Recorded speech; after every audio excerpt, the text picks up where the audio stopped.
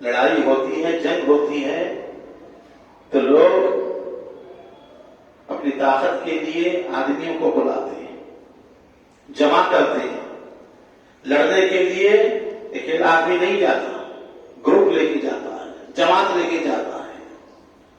ہر کوئی چاہتا ہے کہ میری تعداد بڑھ جائے، میری جماعت بڑھ جائے، تاکہ مجھے کامیابی ہو، میرا پلہ بھاری رہے. اس کائنات میں تنہا حسین ابن علی کی ذات ہے، تنہا حسین ابن علی کی ذات ہے، تنہا حسین ابن علی کی ذات ہے. جب لڑنے کا موقع آیا، جب جان قربان کرنے کا موقع آیا، جب شہید ہونے کا موقع آیا، سپہ سالار اپنی فوج سے کہتا ہے مجھے تمہاری ضرورت نہیں ہے، تم چلے جاؤ، خدا حافظ ہے، تم اپنے اپنے مقامات پر چلے جاؤ، میں تنہا لڑوں گا، میں مر جاؤں گا، یہ لوگ میرے دشمن ہیں، میری جان کے مخالف ہیں. جب میں ختم ہو جاؤں گا تو تم سے ان کا کوئی تعلق اور واسطہ نہ ہوگا. لیکن کوئی اٹھنے کے لیے تیار نہیں تھا، سب بیٹھے رہے. یہ بڑا عجیب و غریب واقعہ ہے شب عاشور کا، جس کی مثال تاریخ میں نہیں ملتی. برے بیٹھے رہے. امام نے فرمایا ہو سکتا ہے میرے سامنے اٹھنے سے تمہیں شرم آتی ہو، کیسے اٹھ کے جائیں گے، کیسے چھوڑ کے جائیں گے، تم مجھے دیکھ رہے ہو، میں تمہیں دیکھ رہا ہوں، ایسے موقع پہ ہم کیسے جائیں گے کہ تمہیں احساس ہوگا میرے سامنے اٹھنے سے، تمہیں جھجک ہوگی، تمہیں شرم ہوگی کہ ہم کیسے چھوڑ کے جائیں. امام علی مقام نے شب عاشور و عظیم کردار پیش کیا. انسانیت کی تاریخ ایسا کردار پیش کرنے سے خاصا. امام نے حکم دیا شمع گل کر دی جائیں، پوری شمعوں کو بجھا دیا. امام نے خیمے میں اندھیرا ہو گیا، کوئی مشال نہیں چل رہی تھی، کوئی شمع نہیں چل رہی تھی، پورا اندھیرا ہے. فرمایا آپ چلے جاؤ، نہ تم مجھے دیکھ سکتے ہو، نہ میں تمہیں دیکھ سکتا ہوں، نہ تمہاری نظر مجھ پہ ہے، نہ میری نظر تم پر ہے. کئی بات والے یہ نہ سمجھیں مجبوری کے تحت انہوں نے جان دے دی. کئی آنے والے لوگ یہ نہ سمجھیں رجاکاروں کو جو ہے مار دیا گیا میدان کربلا میں. امام کے ساتھ تھے، مجبوری میں چلے گئے. ایک ایک چیز سوچتے ہوئے ایک سائل آیا تھا مانگنے امام کے پاس، شاید آپ نے کئی ہزار درہم دیے. لوگ حیران ہوئے، کہا حضرت ایک شاعر کو اتنے ہزار درہم، 100 200 دیں، 300 دیں، بہت چیز ہے، ہزاروں درہم. کہا ہاں، اس کا منہ بند کرنے کے لیے. کیوں؟ اگر میں کم دوں، زیادہ نہ دوں، یہ میرے پاس سے جائے گا، اپنے قبیلے میں جا کر کہے گا کہ میں فلاں کے پاس گیا تھا، مجھے اتنا معمولی رقم دی گئی، میں یہ سمجھ کر گیا تھا علی مرتضیٰ کے بیٹے ہیں، شہزادی کونین مالک کی فاطمہ الزہرا کے صاحبزادے ہیں، اور اتنا کم دیا، پتا نہیں کہ وہ ان کے بیٹے ہیں کہ نہیں ہیں. اگر یہ بات وہ کہہ دے اور یہ بات لکھی جائے، تاریخ میں آئے اور آئندہ لوگ پڑھتے رہیں گے تو ان کی دماغ علیحدہ قسم سے کام کریں گے اور یہ بات محفوظ ہو جائے گی. لہذا میں نے اتنا دیا. وہ جب گیا اپنے قبیلے میں تو کہا ہے لوگوں میں سخی ابن سخی کے پاس سے آ رہا ہوں، جو اتنا دیتا ہے لینے والا اٹھا نہیں سکتا، اتنا دیتا. یہ فاطمہ کا بیٹا ہے.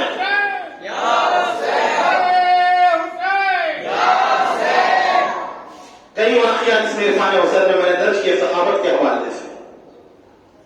100-200 کی سخاوت تھی نہیں کبھی زندگی میں. 4000 درہم، 5000 درہم، 8000 درہم، 2 مرتبہ کل مال گھر کا جتنا تھا سب خرچ کر دیا آپ نے. گھر کو چھاڑو دلوا دی،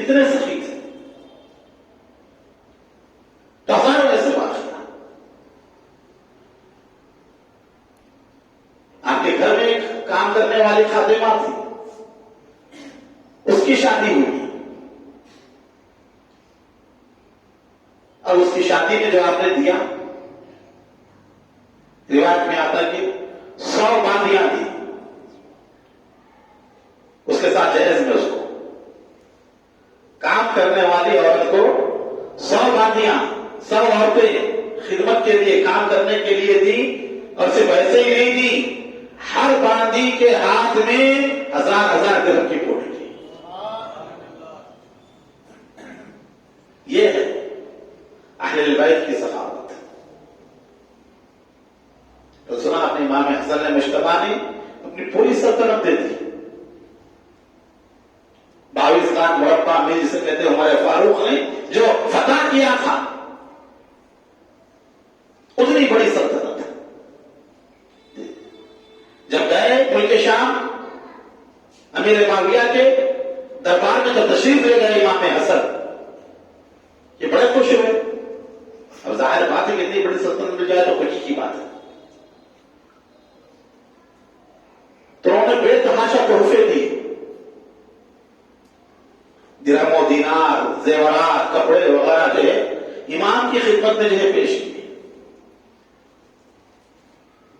कि मेरी तरफ से कबूल कीजिए। वो लेकर इमाम निकल रहे थे हसन मुश्तबा, नवासा रसूल, सिब्ते पैगंबर, शबीह पैगंबर, बड़े शहजादे। वो तमाम दरबार से निकल रहे थे। मुल्क शाम का एक आदमी जो दरबार में था, उसने क्या किया, अज़राह अखीदर इमाम हसन के नालैन जो थे, जूतियां जिसे कहते हैं पैर में पहनने की, उसने सीधी करके इमाम के पैरों के सामने रखी। हजरत आ रहे थे, जिसे उतार के चले जाते हैं तो आते वक्त जो वो इसी रखी, तो उल्टा दी उसको पहनने में आसानी हो। तो उसने क्या किया, हजरत की जूतियां सीधी करके इमाम को जो है पहनाई। इमाम ने देखा उसका अदब और एहतराम, वो जितना तोहफे थे उसको देकर चले गए। वैसे जितना तोहफे दिए थे अमीर माविया, सिर्फ जूतियां सीधी करने वाले को। तो ये उनकी सखावत है, ये उनकी शान। कौन देता है बोलिए आप? सिर्फ जूतियां सीधी करें, वो भी शाही तोहफे, न मालूम क्या क्या था उसमें। तो ऐसी सखावत इमाम हसन वाक़ियात भरे हुए हैं। इंशाअल्लाह ताला अगर हयात रही, आइंदा साल महफिल होगी तो मैं इसी मौजू पे आपके सामने बयान करूंगा, क्योंकि इमाम हसन और हुसैन का तस्करा हुआ नहीं इनके साथ। आज शब आशूर है, वक्त खत्म पे है, और हसन करीमन के फजाइल, वाक़ियात, बचपन के, जवानी के, तालीम के, तहसील के, सखावत के, जिहाद के, तमाम चीजें जो है कुछ भी उसमें से बयान नहीं हुआ। मुख्तलिफ उन्वानात पे गुफ्तगू होती रही। तो इंशाअल्लाह ताला कोशिश करेंगे कि आइंदा साल हो तो सिर्फ दोनों शहजादों की सीरत, अब क्या अखलाक और आपका मुकाम मर्तबा क्या है, उसके ऊपर जो है गुफ्तगू की जाएगी। तो शब आशूर इमाम आली मुकाम ने शमा को बुझा दिया, कहा चले जाओ। काफी देर हुई, देर होने के बाद शमा को रोशन किया। जब शमा रोशन हुई तो आपने देखा जितने लोग बैठे हुए थे, खुदा की कसम एक भी नहीं उठा उसमें से, एक भी नहीं उठा। कहने लगे इमाम आपके बाद हम जिंदा रहें, लाना चाहिए जिंदगी पर। दूसरे ने कहा इमाम अगर आज आपको छोड़कर जाएंगे, क़यामत में मुस्तफा को क्या मुंह दिखाएंगे। एक खड़े हुए उन्होंने कहा इमाम मेरी तो ख्वाहिश है कि मैं आपके ऊपर कुर्बान हूं, दोबारा जिंदा हूं, फिर दोबारा अपनी जान आप पर कुर्बान करूं। इसी तरह 1000 दफे अल्लाह मुझे आप पर कुर्बान करे, तब भी मैं आपको साथ नहीं छोड़ूंगा। ये तो एक मरतबा जहां कुर्बान करना है। تو یہ وفاداریاں، یہ تھے وہ وفادار لوگ، آل رسول کے چاہنے والے، جنہوں نے کلمہ پڑھنے کا حق ادا کیا، جنہوں نے محبت اہل بیت کا حق ادا کیا۔ اس شاعر نے کیا خوب کہا، سنائے درد دل کے فسانے نہیں جاتے، سنائے درد دل کے فسانے نہیں جاتے، جمے بیٹھے ہیں تیرے در پہ دیوانے۔ حسین ابن علی نے فطرتیں بدلی ہیں ایک شب میں، حسین ابن علی نے فطرتیں بدلی ہیں ایک شب میں، بجھی ہے شمع اور محفل سے پروانے نہیں جاتے۔ تو یہ حسین ابن علی کی ذات ہے۔ روضے ازل سے دل میں ہے الفت حسین کی،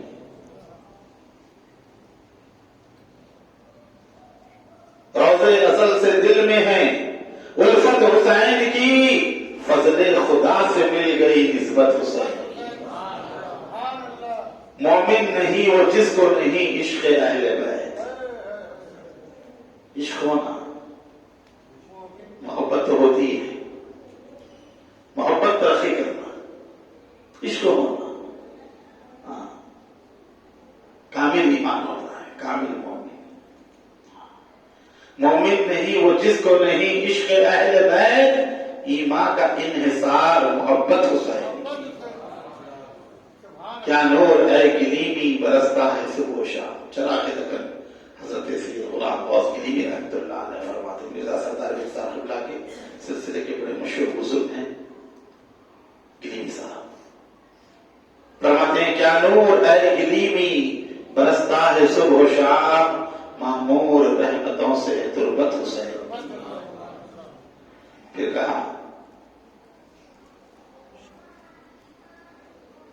سو جان سے فدا تھے نبی کیوں حسین پر، سو جان سے فدا تھے نبی کیوں حسین پر، وہ خدا یہ خدا مارے کہے کربلا کے بعد، ایک مشک کیا زمانے کو معلوم ہو گئی، ایک مشک کیا زمانے کو معلوم ہو گئی، صبر و رضا کی حد تیرے صبر و رضا کے بعد، صبر و رضا کی حد تیرے صبر و رضا کے بعد، اور قدرت کے دل میں آرزوئے کربلا نہیں، قدرت کے دل میں آرزوئے کربلا نہیں، صبر و ثبات لخت دل مرتضیٰ کے بعد، صبر و ثبات لخت دل مرتضیٰ کے بعد۔ اور اس کے بعد کہا ہوتی روا پرستش غیر خدا اگر، گاڑی اردو ہے، جو حضرات اردو میڈیم سے پڑھے ہیں وہ سمجھ سکتے ہیں، تقریباً انگلش میڈیم کے حضرات ہیں، اب میں تشریح کروں گا تو بہت لمبا ہو جائے گا، سن لیجئے برکت کے طور پہ، سمجھ میں نہ بھی آئے تو سن لیجئے۔ ہوتی روا پرستش غیر خدا اگر، ہوتی روا پرستش غیر خدا اگر، سجدے وفا حسین کو کرتی خدا کے بعد، سجدے وفا حسین کو کرتی خدا کے بعد۔ اقبال نے کہا تھا اگر سر شہادت کی بیاں تفسیر ہو جائے، اگر سر شہادت کی سر کہتے راز کو، اگر سر شہادت کی بیاں تفسیر ہو جائے، مسلمانوں کا کعبہ روضہ شبیر ہو جائے۔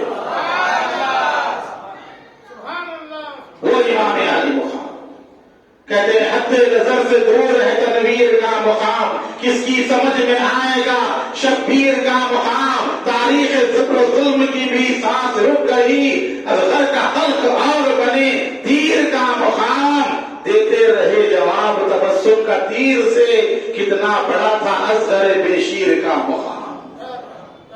اور کہا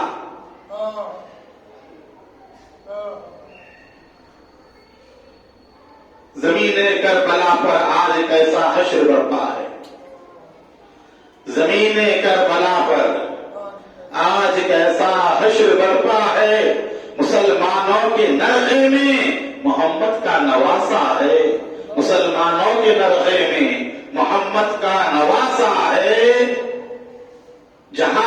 اسوہ شبیر اب بھی کارواں فرما ہے، قیامت تک بفیض کربلا، قیامت تک بفیض کربلا اسلام زندہ ہے۔ ساتھ تھے بارگاہ یوسف میں مجھ سے ملاقات ہوئی تھی، وہ 10 روزہ مجالس کا پہلے پوسٹر لگتا تھا، ہمارے جو خطیب محی الدین ہیں وہ لگایا کرتے تھے، گزراش کروا کے چھپا کے کر کے، تو جو ہے وہ دیکھ کر جو ہے انہوں نے ایک شعر لکھ کر دیا مجھے، بولے کہ یہ آپ کے مجالس دیکھ کر مجھے یاد آیا، بولے یہ لکھیے آپ۔ اب ان کا اعتقاد ان کا عقیدہ، بات اپنی محبت کی ہے، بات اپنی عقیدے کی ہے، بات اپنے نظریے کی ہے، سمجھ میں آئے تو لیجیے قبول کیجیے، سمجھ میں نہ آئے واپس دے دیجیے، ہاں ٹھیک ہے۔ تو اپنا اپنا سودا ہے، دکان پہ جائیں گے تو ہر چیز خریدنا ضروری نہیں، جو چیز سمجھ میں آتی ہے خریدتے ہیں، جو چیز سمجھ میں نہیں آتی چھوڑ دیتے ہیں۔ آئے ہوئے ہیں کوئی بات سمجھ میں آ رہی ہے لے لیجیے، جو بات سمجھ میں نہ آئے ہمیں واپس کر دیجیے، ہم لے لیں گے، کوئی مسئلہ نہیں۔ انہوں نے کہا دین حق،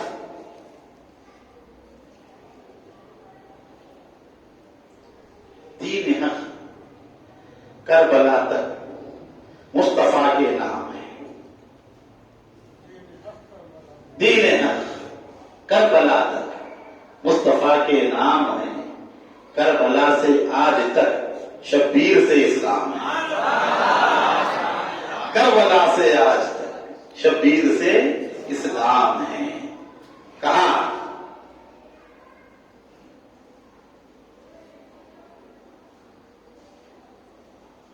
یہ کس نے کہ شبیر کامیاب نہیں،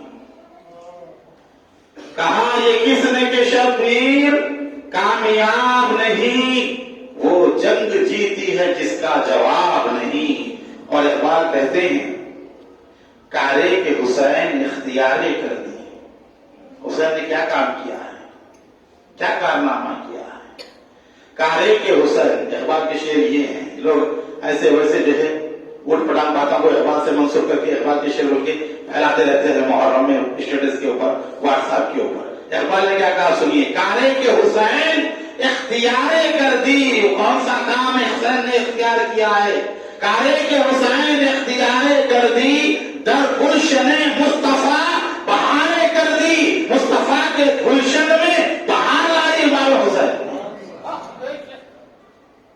ایک پیغمبران آبادی کار واللہ سے حسین کارے کر دی، رمز قرآن از حسین آموختیں۔ قرآن کے متعلق ہے، قرآن کا رمز حسین ہے۔ اقبال نے کہا رمز قرآن از حسین آموختیں، در شو نہا در اس آتش شو نہا افروختیں۔ اور کہا یہ حسین کیست کے عالم ہما دیوان اوست۔ یہ کون حسین ہے؟ یہ حسین ہے، یہ حسین کیست کون، یہ حسین کیست کے عالم دنیا ہما پوری دیوانے اوست، اس کی دیوانی ہے۔ اقبال کہتے ہیں یہ حسین کیست کے عالم ہما دیوانے اوست، اینچ شمیز یہ کون سی شمع ہے، اینچ شمیز کے جانا ہما پروانہ اوست، یہ وہ شمع ہے، ہماری جان اس کی پروانہ بن چکی ہے، ہماری روح اس کی پروانہ بن چکی ہے۔ یہ حسین ابن علی ہے۔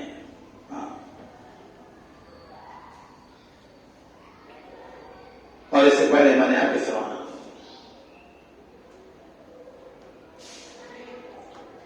رونے والا ہوں شہید کربلا کے غم میں میں، اقبال کہتا ہے رونے والا ہوں شہید کربلا کے غم میں میں، کیا درے مقصد نہ دیں گے ساقی کوثر مجھے، دل میں ہے مجھ میں عمل کے داغے عشق عہد میں، ڈھونڈتا پھرتا ہے ذل دامن حیدر مجھے، ڈھونڈتا پھرتا ہے ذل دامن حیدر مجھے۔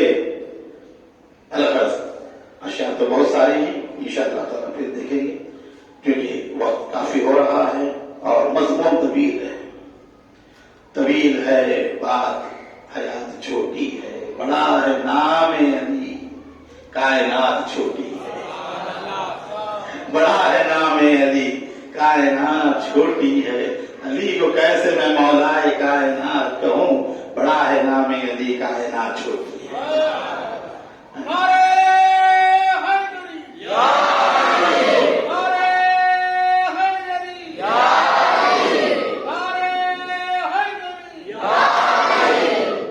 ایمان کا پیمانہ ہے، سمجھا؟ بات کچھ بھی ہو، علی کا ذکر اس لیے چھیڑتے ہیں، علی کے ذکر سے خوشی ہوتی ہے تو ایمان کی علامت ہے۔ ہاں، تھرمامیٹر ہے جانچنے کا، ہاں ایمان ہے کہ نہیں ہے اندر، ہے نا؟ صحابہ کے دور سے آج تک یہ چلا آ رہا ہے۔ اصل نعرہ تو یہی ہے، ایمان کو جانچنے کا۔ صحابہ کا نعرہ، صحابہ کے دور میں یہی نعرہ تھا، دوسرا نہیں تھا۔ جتنے نعرے لگا رہے ہیں نا آج کل، یہ سب 100 سال کے، 150 سال کے، پورے 200 سال کے اس کے اندر کے نعرے ہیں، 50-60 سال کے نعرے ہیں۔ اصل نعرہ تو جو اسلام میں 1400 سال سے چلا آ رہا ہے وہ یا نعرہ تکبیر ہے، یا نعرہ حیدری ہے، یا نعرہ رسالت ہے۔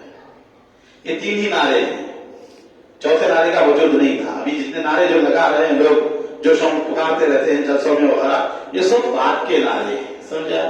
ہاں، تو اصل تو یہی ہے کہ صحابہ کرام فرماتے کہ مدینے میں جب منافقوں کی ہلچل پھیل گئی، زیادہ ہونے لگے منافق، تو ہم تشویش میں رہتے کون اپنا ہے کون منافق ہے، تو جہاں کہیں بیٹھتے گفتگو ہوتی تو ہم علی کا ذکر چھیڑ دیتے تھے۔ اگر سن کے خوش ہوتا تو سمجھتے کہ یہ ہماری جماعت کا ہے، ہاں اگر ناراض ہوتا، چہرے کا جغرافیہ بدل جاتا، ہاں پیشانی کے اوپر شکن آتی، سمجھ جاتے کہ یہ ہماری جماعت کا نہیں ہے، بازو والا ہے۔ تو یہ جو ہے مولا کائنات علی مرتضیٰ کا جو ہے ذکر ہے،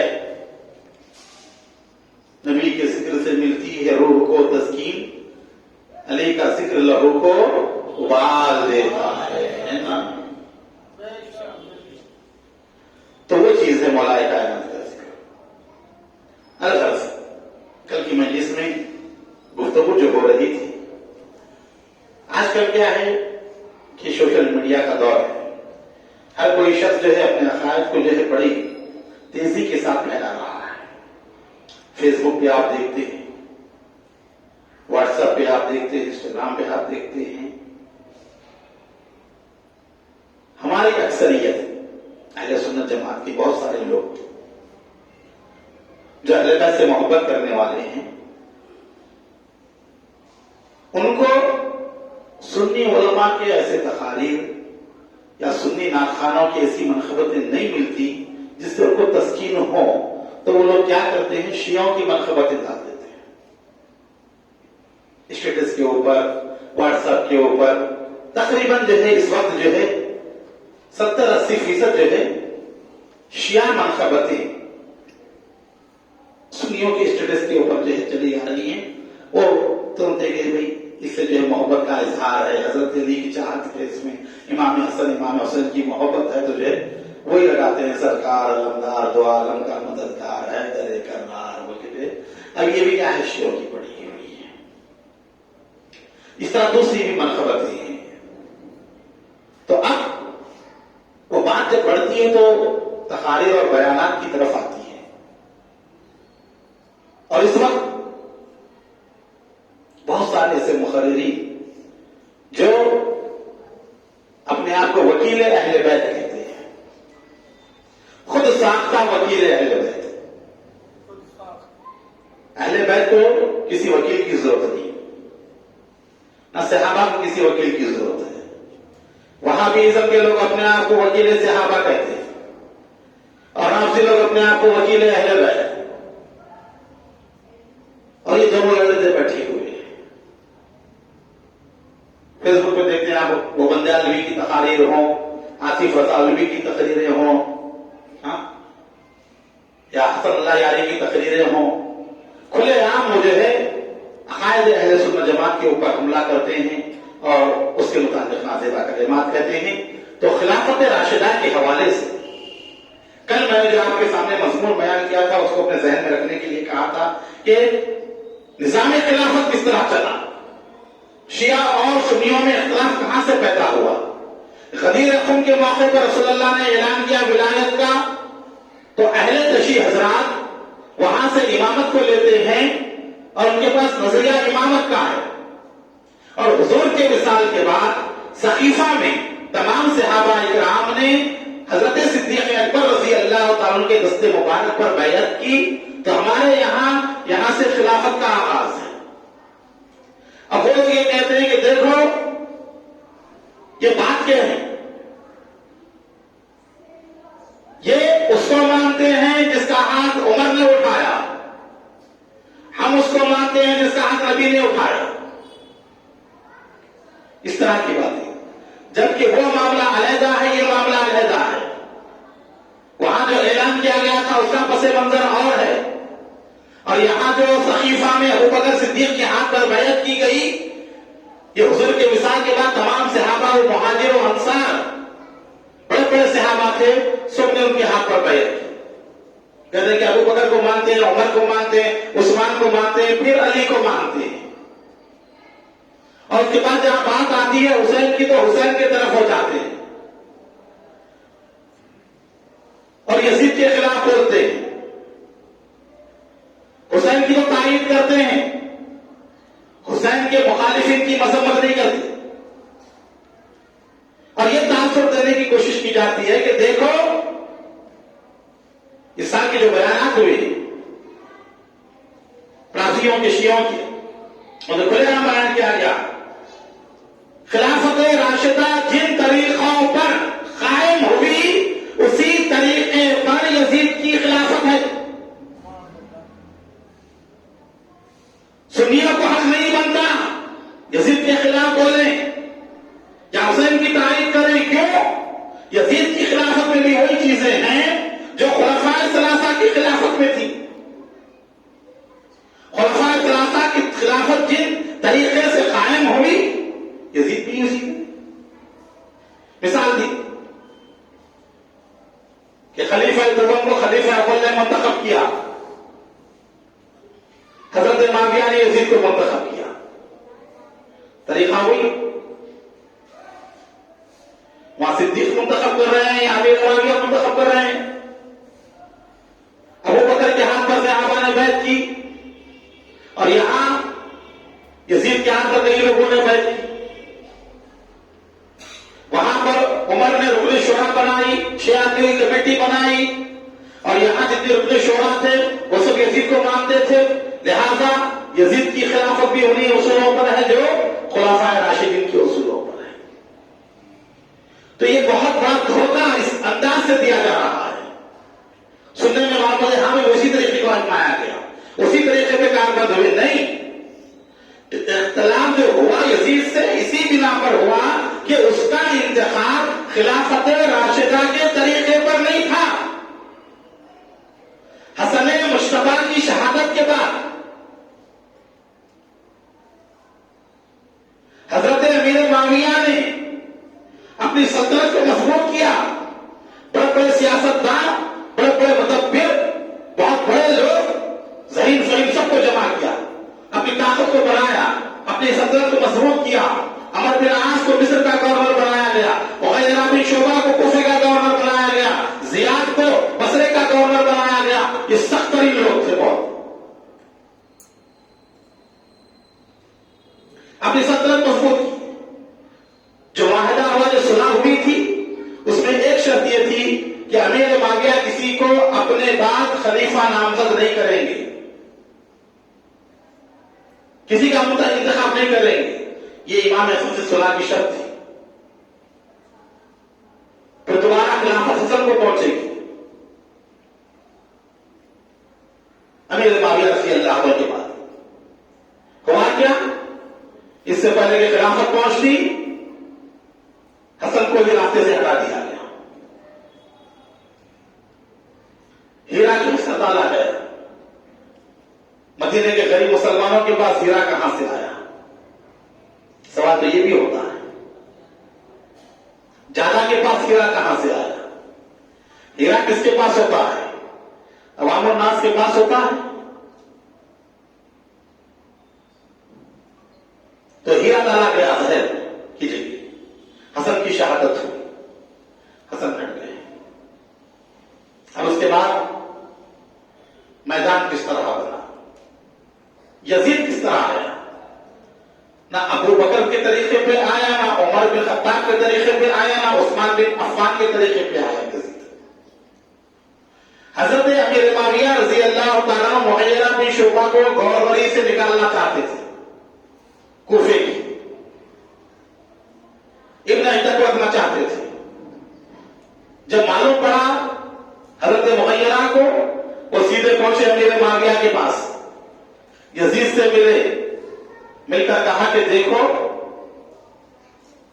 بڑے بڑے صحابہ کرام دنیا سے چلے گئے ہیں، انتقال ہو گیا ہے، اب تمہارے والد کو کون سی بات رکاوٹ دے رہی ہے کہ وہ تمہیں اپنا جانشین بنائیں، تمہارے لیے بیعت لے. یزید نے کہا کیا ایسا ہو سکتا ہے؟ یہ بات ڈالی گئی یزید کے ذہن میں، کیا ایسا ہو سکتا ہے کہ میرے لیے بیعت ہو؟ کہا کیوں نہیں ہو سکتا، تو کسی معاملے میں ان سے کم نہیں ہو، جو صحابہ کی اولادیں ہیں ان سے تو کسی معاملے میں کم نہیں ہو. مغیرہ بن شعبہ کو سکھایا کہ تم جاؤ میں بات کروں. یزید گیا، اپنے والد کے سامنے بات رکھا کہ آپ میرے لیے بیعت کیوں نہیں لے رہے ہیں، مجھے اپنا جانشین کیوں نہیں بنا رہے ہیں، مجھے تخت سلطنت میں کیوں نہیں بٹھا رہے ہیں، کیونکہ اس کا تو طریقہ تھا ہی نہیں ہے، باپ کے بعد بیٹا بنے. اس نے بات رکھی. حضرت امیر معاویہ چونک گئے، کہا کہ یہ بات کس نے ڈالی اس کے ذہن میں. جب معلوم کیے، بہت ہی چالاک اور زیر شخص تھے، معلوم پڑا کہ مغیرہ بن شعبہ نے ڈالی ہے. کہا کہ ٹھیک ہے. مغیرہ کو بلایا اور کہا کیا تمہاری سمجھ سے یہ بات ہو سکتی ہے کہ میرے بعد یزید بنے؟ انہوں نے کہا کیوں نہیں ہو سکتی، تخت آپ کا، سلطنت آپ کی، حکومت آپ کی، اختیار آپ کا، آپ جو چاہے کر سکتے. کہا لوگ تیار ہوں گے؟ کہا جہاں تک کوفے والوں کا ذمہ داری ہے میں لیتا ہوں کہ میں تیار کروں گا کوفے والوں کو. بصرہ والوں کو ابن زیاد تیار کرے گا، عبید اللہ کا باپ زیاد جو تھا. جب کوفے اور بصرہ کے لوگ بیعت کر لیں گے، باقی لوگ خود بخود بیعت کر لیں گے یزید کے لیے، یزید جانشین بن جائے گا آپ کا. تو حضرت میرے معاویہ کہا ٹھیک ہے تم جاؤ اور اپنے حلقے میں کام کرو، اپنے سرکل میں، اپنے گراؤنڈ میں. اس معاملے میں بھیجا دیا گیا. پھر اس کے بعد 1,00,000 درہم حضرت عبداللہ بن عمر رضی اللہ تعالیٰ کی خدمت میں بھیجائے حضرت امیر معاویہ رضی اللہ تعالیٰ نے. انہوں نے قبول کیے، رکھے. خاصی سے پوچھا کیا بات ہے؟ کہا کہ حضرت نے کہا ہے یزید کی بیعت کر لیں، یزید کی بیعت کر لیں. آپ نے اٹھا کر دے دیا اور کہا ابھی میرا ایمان اور اسلام اتنا سستا نہیں ہے کہ 1,000 میں بیچ دوں. واپس کر دیا. تاریخ بتا رہا ہوں میں آپ کو، کوئی گستاخی کی بات نہیں ہے، کوئی خلاف نہیں بول رہا ہوں میں. جو ہوا واقعہ کربلا، اس کا پس منظر، انتخاب یزید کیسا ہوا، جنگ ہوئی کیوں مارے گئے یہ لوگ، جاننا ضروری ہے پس منظر کیا ہو چکا تھا. آپ نے واپس کر دیا. پھر انہوں نے کیا کیا؟ حضرت معاویہ نے زیاد سے مشورہ کیا. زیاد کو انہوں نے اپنا بھائی بنا لیا تھا. زیاد کا نسب مجہول تھا، کس کا بیٹا ہے. ہاں، وہ کہتا تھا کہ میں ابو سفیان کا بیٹا ہوں، مانتے نہیں تھے. تو ایک دور میں سخت مخالف تھا زیاد حضرت امیر معاویہ کا. جنگ صفین اور جنگ جمل میں حضرت علی کے ساتھ تھا، حضرت امیر معاویہ کے خلاف لڑتا رہا.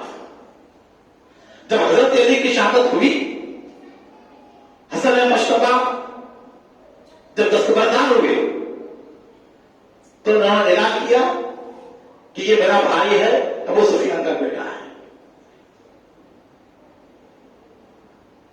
تو اس کو انہوں نے بنایا کہ زیاد کو جو ہے بصری کا گورو، سخت آدمی تھا بہت. اس کو خط لکھا، کہا کہ میں یہ چاہتا ہوں کہ میرے بعد یزید جانشین بنے، تمہاری کیا رائے ہے؟ زیاد سوچ میں پڑ گیا. زیاد نے کہا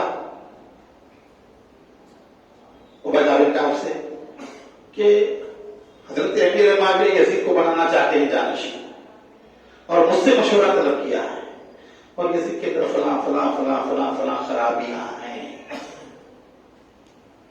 لوگ اس کو قبول نہیں کریں گے، ایسے آدمی کو قبول نہیں کریں گے۔ تو اس نے کہا کہ آپ امیر معاویہ کی رائے کو خراب کرنے کی کوشش مت کیجیے، آپ کی طرف سے میں جاتا ہوں یزید کے پاس، یزید سے کہوں گا کہ وہ اپنے آپ کو سدھار لے، اچھا ہو جائے، تاکہ اس کے لیے میدان آسان ہو خلافت کا، جانشینی کا۔ وہ گیا، جا کر جو یزید کو کہا، یہ مسئلہ چلتا رہا۔ سن 53 میں زیاد کا انتقال ہو گیا، 53 ہجری میں۔ فکر لگ گئی حضرت امیر معاویہ کو، کیونکہ زیاد مضبوط ستون تھا ان کی سلطنت کا۔ کہا اگر ایسے ایک ایک کرتے چلے جائیں گے تو بعد میں مسئلہ اور مشکل ہو جائے گا۔ تو انہیں فکر ہوئی، انہوں نے کیا کیا، مدینے کے گورنر مروان کو خط لکھا۔ مروان مدینے کا گورنر تھا جس نے حسن مشتبہ کے جنازے کو روکا تھا حضور کے پاس دفن ہونے سے۔ مروان بن حکم کہا کہ یہ خط پڑھ کر سناؤ مدینے والوں کو۔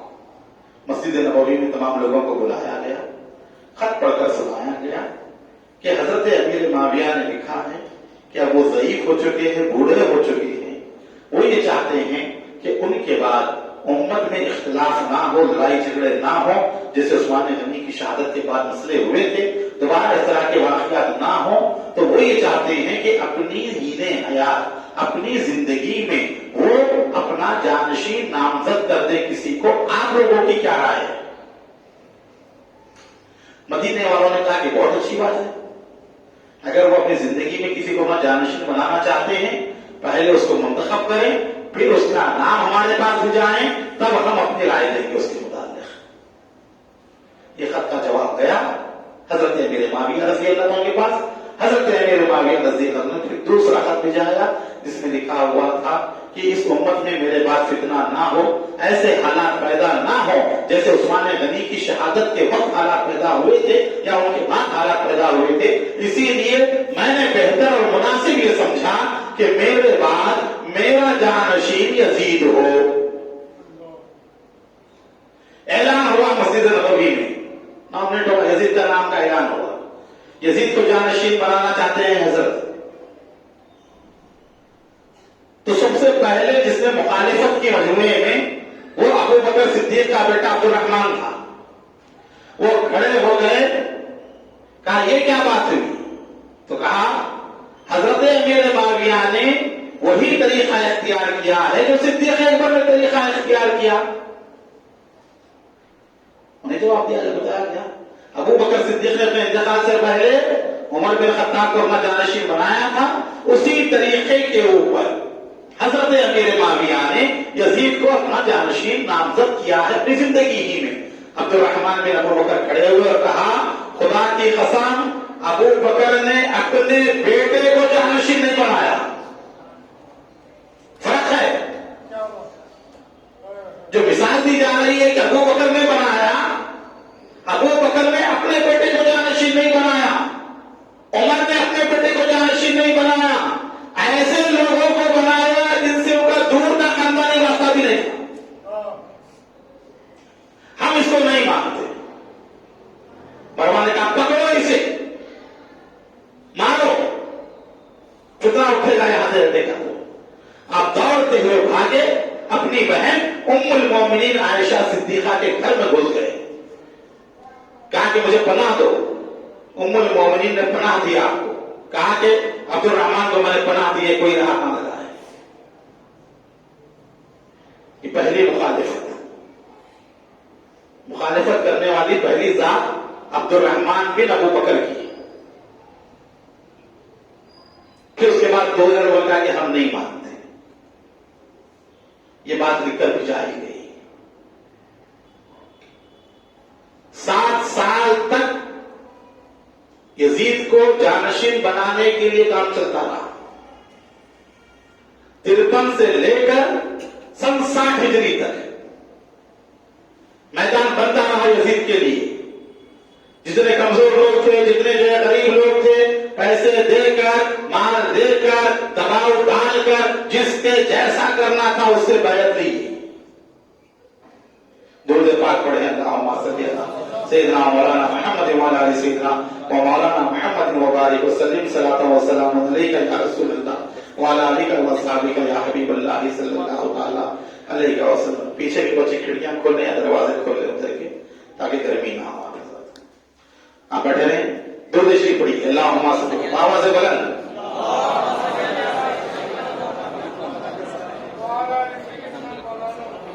تو اس طرح 7 سال تک کوششیں ہوئی. اس کے بعد حضرت عبداللہ بن زبیر نے بھی انکار کیا, اور ان کے بعد حضرت عبداللہ بن عمر نے بھی انکار کیا, اور اس کے بعد حسین ابن علی نے بھی انکار کیا. 4 لوگ تھے جو سخت مخالف تھے اس بیعت کی یزید کی. جب حضرت امیر معاویہ رضی اللہ عنہ کی اطلاع ملی کہ یہ لوگ مان نہیں رہے ہیں یزید کی بیعت, تو انہوں نے کیا کیا, 1000 کی فوج لے کر مدینہ منورہ آئے. یہ چاروں حضرات گئے ملنے کے لیے حضرت امیر معاویہ سے, کیونکہ جانتے تھے یہ چاروں مخالف ہیں, تو اتنی جو ہے جس طرح ملنا چاہیے نہیں ملے ان سے. یہ سوچتے رہے کہ کیا ہو رہا ہے, اہمیت نہیں دیتے ان کو, ملتے نہیں, برابر بات نہیں کرتے. ان کا رویہ سخت تھا ان سے, چاروں سے. دوسروں سے اچھا مل رہے تھے, یہ چاروں سے بڑے سخت تھے. تو یہ لوگ سمجھ گئے کہ جو ہے ہماری وجہ سے ان کو جو ہے بڑی تکلیف ہو رہی ہے. تو یہ لوگ کیا کیے, مدینہ چھوڑ کر مکہ مکرمہ چلے گئے چاروں. مدینے کا میدان خالی ہو گیا حضرت کے لیے, امیر معاویہ کے لیے. وہ تمام لوگوں کو ہموار کرنے میں لگے رہے یزید کے متعلق. اسی اثنا میں ام المومنین عائشہ صدیقہ کے پاس گئے اور کہا کہ ام المومنین, یہ چاروں لوگ جو ہے مخالفت پر ہیں. ام المومنین کو پورے حالات معلوم تھے. انہوں نے کہا معاویہ ان سے ہمدردی کا برتاؤ کرو, اچھا برتاؤ کرو, انہیں راضی کرو. میں نے سنا ہے کہ تم نے قتل کرنا چاہتے ہو. اگر یہ بیعت نہ کرے یزید کی, انہیں قتل کرنا چاہتے ہو. کہا ام المومنین ایسی بات نہیں ہے, یہ تو اس سے بڑے لوگ ہیں. لیکن کیا ان 4 کی وجہ سے جو لوگ, ہزاروں لوگ بیعت کر چکے ہیں, کیا میں ان کی بیعت کو کروں؟ تو ام المومنین نے مشورہ دیا, کسی بھی طرح کو سمجھا بجھا کر اپنی تائید میں لے کر ان سے بیعت لو. تو نے کہا ٹھیک ہے, میں ایسے ہی کروں گا. گئے مکہ مکرمہ جہاں یہ چاروں لوگ تھے, بلایا. اب بڑی محبت سے ملتے, بڑی اس سے بٹھاتے کرتے, جتنی ہو سکتی خدمت جو ہے حضرت کرتے رہے چاروں کی. عبداللہ بن زبیر کی, عبد الرحمن بن ابو بکر کی, حضرت امام حسین کی, اور عبداللہ بن عمر کی. ہر وقت اپنے مشورہ کرنا ہو کرنا. ایک دن تنہائی میں بیٹھے ہوئے تھے, کہا کہ دیکھو میں تمہارے ساتھ اتنا اچھا سلوک کرتا ہوں, یزید تمہارے بھائی کی طرح ہے, اپنا چھوٹا بھائی سمجھ کر اس کے ہاتھ پر بیعت کر لو, بیعت کر لو. تو حضرت عبداللہ بن زبیر کھڑے ہوئے, کہا آپ کا ارادہ امت کی خیر خواہی کا نہیں ہے. اس خلافت کو آپ خیسریت بنانا چاہتے ہیں. ایک خیسر مر جائے تو اس کے بعد اس کا بیٹا خیسر بنے گا, بادشاہ بنے گا, اس کے بعد اس کا بیٹا بادشاہ بنے گا, لہذا آپ مت کریں. تو حضرت امیر معاویہ نے کہا کہ ابو بکر صدیق نے بھی بنایا تھا, عمر نے بھی بنایا تھا. تو کہا ابو بکر صدیق رضی اللہ تعالیٰ عنہ نے اپنی اولاد کو نہیں بنایا, عمر نے اپنے بیٹے کو نہیں بنایا. لوگوں نے کہا آپ کا بیٹا عبداللہ بن عمر قابل ہے, اس کو بھی اس جماعت میں رکھیے جو 6 لوگوں کی جماعت ہے. تو آپ نے کہا کہ اس سے مشورہ لیا جائے, لیکن میرے بیٹے عبداللہ کو خلیفہ نہ بنایا جائے. عمر بن خطاب نے کہا, فرمایا یہ خلفائے راشدین کا طریقہ نہیں ہے, سنت نہیں ہے. یا آپ ایسے کیجئے حضرت مت کیجیے، ہم جس کو چننا ہے چن لیں گے. تو کہا حضرت میرے معاویہ نے اب میری نظروں میں صدیق اکبر کے جیسا کوئی نہیں جس کے اوپر سب لوگ متفق ہو جائے. تو عبداللہ بن زبیر نے کیا کیا؟ ایسا کیجیے جیسے عمر بن خطاب نے کیا. آپ اپنے بیٹے کو چھوڑ دیجیے، دوسرے کسی موضوع شخص کو جو آپ منتخب کیجیے، ہم مان لیں گے. یا نہیں کہ بیٹی بنا دیجیے چند لوگوں کی، اس میں سے کسی کو منتخب کر لیں گے. حضرت میرے معاویہ سنتے رہے، برداشت کرتے رہے. ان کو کھڑے ہو گئے اور کہا اور کچھ کہنا چاہتے ہو تو؟ کہا کہ نہیں. کہا ٹھیک ہے. اس کے بعد چلے گئے، ناراض رہے. سن 60 ہجری 22 رجب حضرت کے اوپر فالج کا اٹیک ہوا اور اسی بیماری کی حالت میں آپ اس دار فانی سے دار بقا کی طرف چلے گئے، انتقال ہو گئے. اس وقت یزید اپنے ننیال میں تھا، نانا کے پاس تھا. اور یہ بات بھی آپ یاد رکھیں، حسین کی ذات اتنی رفع و اعلیٰ ہے کہ ان کے نام کے ساتھ یزید کا نام لینا خود جو ہے بے تک کی بات ہے. یہ تو کسی قابل ہی نہیں ہے. کہاں حسین، کہاں یزید. حسین کی پرورش خاندان نبوت میں ہوئی. حسین نے آنکھیں کھولی تو مصطفیٰ کے چہرے کو دیکھا. حسین نے گود پائی تو فاطمہ زہرا کی گود پائی. حسین نے علم حاصل کیا تو بابر علم سے علم حاصل کیا. جب حسین بڑا ہوا تو حسین کی ماں کون؟ خاتون جنت، تمام جنتی عورتوں کی سردار. اور یزید کی ماں میسوان عیسائی عورت تھی. کہاں حسین کی ماں، کہاں یزید کی ماں، کہاں جنتی عورتوں کی سردار اور کہاں یہ عیسائی عورت. حسین کو قرآن ملا، یزید کو بائبل ملا، انجیل ملی. حسین کا نانا تمام انبیاء کا سردار، یزید کا نانا عیسائی کافر. کہاں حسین کا نانا اور کہاں یزید کا نانا. تو حسین کی شاعری اور ہے، حسین کا مقام ہی اور ہے. پورے عیسائیوں کے درمیان پرورش ہوئی یزید کی. اس کے دربار میں خود یہودی عیسائی موجود رہتے. جب حسین پہ آگ اثر آیا تب بڑے بڑے عیسائی اور یہودی موجود تھے اس کے دربار میں. ننیال میں گیا ہوا تھا، بولتے نہیں مخرج نے یہ باتیں. ہم درد یہ ہوئی یزید کے ساتھ. واپس آیا سیدھے، تدفین ہوئی حضرت امیر معاویہ کی اور اس کے بعد تخت خلافت پر آ کر بیٹھ گیا. شراب کی سرائیاں آنی شروع ہو گئی، بندر آنے شروع ہو گئے، کتے آنے شروع ہو گئے دربار کے اندر اور شراب کا دور چلنے لگا اور شراب نوشی ہونے لگی دربار کے اندر. جب تخت پر بیٹھا سب سے بڑا کھٹکا یہی تھا، یہ 3 لوگ رہ گئے تھے اس میں. عبد الرحمان بن ابو بکر کا انتقال ہو گیا تھا. مخالفت کرنے والوں میں 3 تھے، عبداللہ بن عمر، عبداللہ بن زبیر اور امام حسین. حضرت امیر معاویہ نے اپنی زندگی میں کہہ دیا تھا کہ بیٹا عبداللہ بن عمر سے گھبرانا نہیں، یہ نہایت شریف آدمی ہے، یہ اس معاملے میں نہیں آئے گا. اور حسین ابن علی یہ رسول اللہ کے بیٹے ہیں، ان کے معاملے میں احتیاط کرنا، ان کے معاملے میں جو ہے جہاں تک ہو سکے اچھا برتاؤ کرنا، ہمدردی کا معاملہ کرنا. اور عبداللہ بن زبیر ان کے بارے میں خاص طور پر میرے معاویہ تاکید کی کہ یہ خطرناک ہے، لومڑی کی طرح ایک طرف سے جائے گا تو دوسری طرف سے نکل جائے گا اور اس سے تجھے نقصان ہوگا. اس کو اگر قابو میں پالے تو ختم کر دینا. اس کو ڈر تھا ان کو عبداللہ بن زبیر سے. حضور کے کبیزہ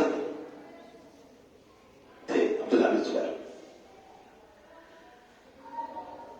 تو جب تخت خلافت پر بیٹھا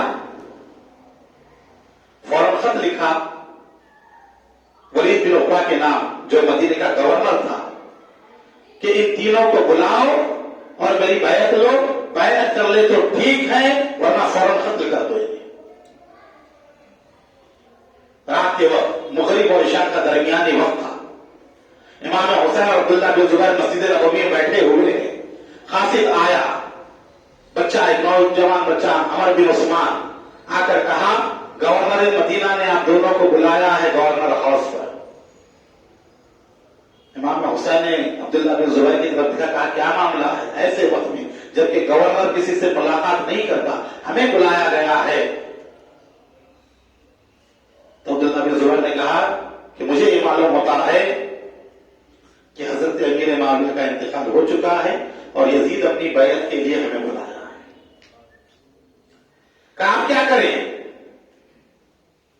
امام حسین نے کہا میں چند نوجوانوں کو لے جاؤں گا، باہر کھڑا رہوں گا، اندر جا کر معلوم کروں گا کیا بات ہے، اور تاکید کی کہ اگر میری آواز بلند ہو رہی ہو اندر چلے آنا۔ امام حسین چند نوجوانوں کو لے گئے اپنے ساتھ، اندیشہ کھاؤں گی، باہر کھڑا کر دیا گورنر ہاؤس کے اندر، تشریف لے گئے امام حسین۔ جانے کے بعد گورنر سے کہا کیا بات ہے، اس وقت اتنی رات کو ہمیں بلایا گیا ہے؟ گورنر نے کہا کہ امیر معاویہ کا انتقال ہو چکا ہے، یزید تخت خلافت پر بیٹھا ہوا ہے اور حکم آیا ہے کہ فوراً آپ یزید کی بیعت کر لیں۔ امام نے فرمایا کہ میں اس طرح چھپ کر بیعت نہیں کروں گا۔ مسجد نبوی میں اعلان کرو صبح میں، سب غلام مدینے والوں کو، سب کے سامنے یہ بات رکھو، سب بیعت کریں گے تو میں بھی تیار ہو جاؤں، میں اس طرح اندر چھپ کر بیعت کرنے والا نہیں۔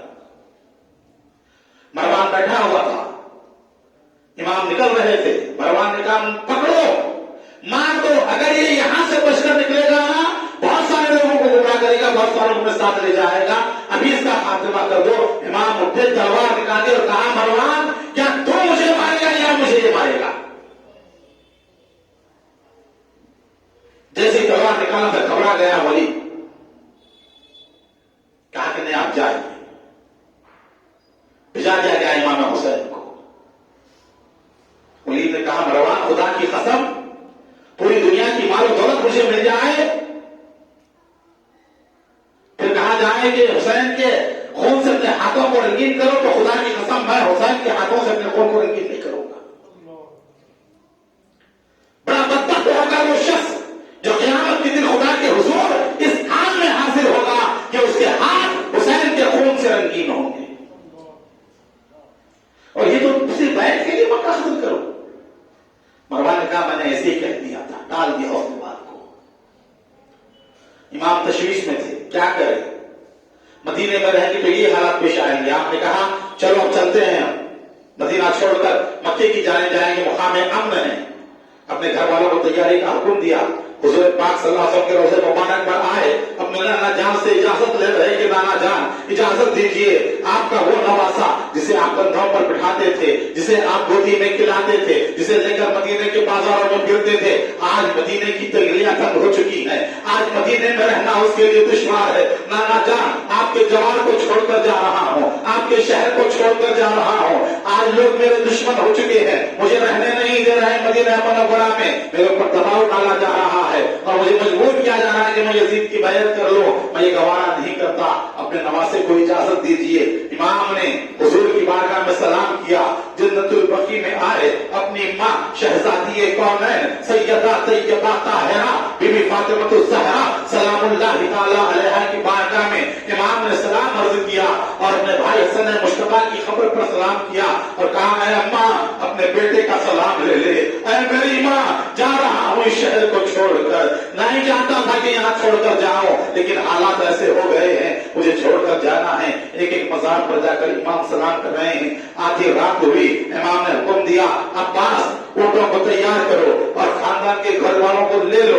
امام نے اپنے تمام گھر والوں کو لے کر روانگی کی مکہ مکرمہ کی طرف نکل رہے ہیں۔ مدینے سے شہ کونین کا نور نظر نکلا، مدینے سے شہ کونین کا نور نظر سے نکلا، وطن سے بے وطن ہو کر وطن کا سردار نکلا۔ امام عالی مقام مدینہ چھوڑ کر مکہ مکرمہ کی طرف روانہ ہو رہے ہیں۔ صبح ہوئی، ولید کا عملہ ڈھونڈتا رہا امام کو، کہیں امام امام ملیں گے، امام نہیں ملے۔ عبداللہ بن زبیر کو بھی بلایا گیا، وہ ٹالتے رہے قاصدوں کو۔ رات ہوئی، دوسری رات وہ بھی مکہ مکرمہ کی طرف جو ہے روانہ ہو گئے۔ عبداللہ بن زبیر راستے میں جا رہے تھے، عبداللہ بن متی سے ملاقات ہوئی مکہ اور مدینے کے درمیان۔ عبداللہ بن متی نے کہا میرے ماں باپ آپ پر قربان، اے رسول اللہ کے بیٹے آپ کہاں جا رہے ہیں؟ یہ گھر والوں کو لے کر کدھر کا ارادہ ہے؟ آپ نے کہا مکہ مکرمہ جا رہا ہوں، وہاں پر رہنا چاہتا ہوں، وہ شہر جہاں پر جو ہے میرے نانا جان رہا کرتے تھے، جہاں پر میرے نانا جان جو ہے بکریاں چرایا کرتے تھے، اسی شہر میں جا کر رہنے کا میں نے ارادہ کر لیا ہے، اسی شہر میں رہنا چاہتا ہوں تاکہ امن و امان سے زندگی گزاروں، یہاں لوگ میرے خون کے پیاسے ہو چکے ہیں۔ کہا امام اللہ آپ کو سلامت رکھے، آپ مکے کے بعد کہیں اور جانے کا ارادہ نہ کریں، باخدا امام آپ ہدایت کے چراغ ہیں، آج کائنات میں آپ کی طرح کوئی نہیں ہے، اگر آپ کو کچھ ہو گیا ہم سب غلام بنا دیے جائیں گے، آپ جب تک ہیں ہماری عزت سلامت ہے، ہماری ناموں سلامت ہے، ہماری عظمت سلامت ہے۔ امام نے کہا سوچتا ہوں کیا کروں۔ اس کے بعد عبداللہ بن متی نے کہا کہ امام میں نے کنواں کھدوایا ہے، پانی نکلا ہے، تھوڑا سا نکلا ہے، کھارا پانی ہے، آپ دعا فرمائیں۔ امام کنویں کے پاس جاتے ہیں، کہا پانی نکالو، ایک ڈول میں پانی نکالا گیا، امام عالی مقام نے پانی دیا اور اپنے منہ میں لے کر اپنے نانا جان کی سنت کے مطابق آپ نے اپنی کلی کنویں کے اندر ڈالی۔ جیسے ہی امام نے کلی کنویں کے اندر ڈالی، کنواں پانی سے ابلنا شروع ہو گیا، پورا ابل کر باہر آنا شروع ہوا اور نہایت ہی میٹھا اور شیریں پانی ہو گیا۔ پھر اس کے بعد کہا اب میں چلتا ہوں۔ کہا امام اللہ آپ کو سلامت رکھے اور اللہ شہر آپ کے لیے منتظر ہو گئے۔ امام آگے بڑھے۔ ایک دن وہ تھا جس دن رسول اللہ مکہ چھوڑ کر مدینے آ رہے تھے، ہر چیز تاریخ ہو گئی تھی، ہر چیز جو ہے اداس ہو گئی تھی۔ آج وہ دن ہے کہ نبی کا نواسا مدینہ چھوڑ کر مکہ مکرمہ کی طرف آ رہا ہے، ہر چیز روشن ہے۔ اہل مکہ کو معلوم پڑا امام عالی مقام مکہ آئے ہیں، آپ کے رہنے کا انتظام کیا گیا، آپ کے کھانے پینے کا انتظام کیا گیا۔ عبداللہ بن زبیر بھی ایک دن بعد پہنچے اور عرض کیا کہ امام اب کیا ارادہ ہے؟ کہا ارادہ کچھ بھی نہیں ہے، میں چاہتا ہوں یہاں پر باقی زندگی کے دن گزاروں جس طرح میرے نانا جان رہا کرتے تھے، بکریاں چراؤں، ایک دن کھاؤں، ایک دن فاقہ کروں، اسی طرح زندگی کے دن گزار جائیں۔ عبداللہ بن زبیر نے کہا کہ امام خدا کی قسم ہمارے ہوتے ہوئے آپ کو فاقے کی نوبت آئے گی، ہمارے لیے کھانا حرام ہے جب تک کہ ہم آپ کو نہ کھلائیں، ہمارے لیے پینا حرام ہے جب تک کہ آپ کو نہ پلائیں، ہم تمام آپ کی خدمت کے لیے حاضر ہیں، آپ حکم فرمائیے جو چیز ہو ہم لا کر آپ کی خدمت میں پیش کریں گے۔ آپ نے ان کی ہمدردی کا شکریہ ادا کیا۔ 6 شوال سن 60 ہجری امام مدینہ چھوڑ کر مکہ مکرمہ آئے، چند دن قیام فرمائے، شوال کا مہینہ چلا گیا، شعبان کا مہینہ تھا، شعبان کا مہینہ چلا گیا، رمضان کا چاند طلوع ہوا۔ ادھر کوفہ جو شیعیان علی کا گڑھ تھا، 13 اور 14 ہجری میں جس کی بنیاد بنی، فاروق اعظم کی فوج نے جب ایران فتح کیا، مدائن میں رہنے لگی فوج تو آب و ہوا خراب تھی وہاں کی۔ عمر بن خطاب نے کہا کہ کوئی نئی جگہ تلاش کی جائے۔ سعد بن ربیع وقاص صحابی رسول نے اس کوفے کی جگہ کو تلاش کیا، اچھی خوشگوار ہوا تھی، یہاں پر شہر بسایا گیا۔ فاروق اعظم نے شہر بسایا کوفہ اور سعد بن ربیع وقاص نے اس کی بنیاد ڈالی۔ وہاں پر پورے فوجی لوگ وہیں پہ رہتے تھے، اور جب مولا کائنات نے مدینہ چھوڑ کر کوفے کو دارالسلطنت بنایا تو دنیا کے مختلف علاقوں سے وہ لوگ جو اپنے آپ کو شیعیان علی کہتے تھے، علی کے چاہنے والے، علی کے گروپ والے،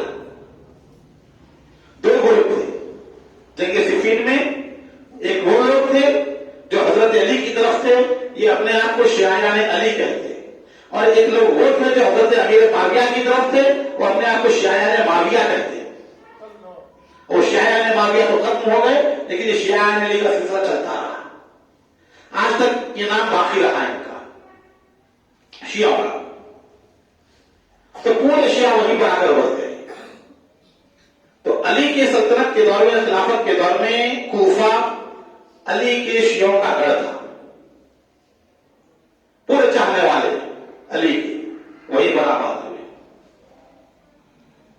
جب ان لوگوں کو اطلاع ملی امام حسین نے یزید کی بیعت سے انکار کر دیا، مدینہ چھوڑ کر مکے میں ہیں، سلیمان بن سرد کے گھر میں جمع ہوئے پورے شاہیان علی، پورے سردار بڑے بڑے، مجموعہ ہوا، کانفرنس ہوئی، میٹنگ ہوئی، کہا اللہ کا شکر ہے معاویہ فوت ہوا اور اس کے بعد ہمیں اس کے ظلم سے نجات ملی، اب حسین ابن علی نے یزید کی بیعت سے انکار کیا، تم ان کے باپ کے اور ان کے شیعہ ہو، اگر تم ان کی مدد کرو گے، نصرت کرو گے، اگر ان کی ہمت دو گے، ان کا ساتھ دو گے، ہم انہیں دعوت دیں گے کہ حسین ابن علی آئے، ہم ساتھ دیں گے حسین ابن علی کا، ہم بیعت کریں گے حسین ابن علی کے ہاتھ پر، ہم یزید کو خلیفہ تسلیم نہیں کرتے۔ سب نے کہا ٹھیک ہے، ہم بھی جانے اپنے مال سب قربان کریں گے، ہم دعوت دے کر بلائیں گے، کوفہ کو تشریف لائیں۔ تو خط لکھا گیا شاہیان علی کی طرف سے حسین ابن علی کے نام کہ حسین، ہم تمام روسا سرداران کوفہ، اشراف کوفہ، کوفے کے بڑے لوگ، ہم سب آپ سے درخواست کرتے ہیں آپ کوفہ تشریف لائیں۔ بنو امیہ کی سلطنت کا گورنر نعمان بن بشیر یہاں پر موجود ہے، نہ ہم اس کے ساتھ عید کی نماز پڑھتے نہ جمعہ کی نماز پڑھتے، آپ جب آئیں گے ہم اس کو یہاں سے نکال دیں گے اور ملک شام جانے پر مجبور کر دیں گے، ہم تمام آپ کے ہاتھ پر بیعت کریں گے اور ہم تمام آپ کا ساتھ دیں گے، ہم اس ظالم حکومت سے تنگ آ چکے ہیں، للہ آپ ہماری فریاد کو سنیں اور تشریف لائیں۔ یہ خط لکھا گیا بڑے بڑے روسا کی طرف سے اور عرضی پہنچائی گئی 10 رمضان سن 60 ہجری۔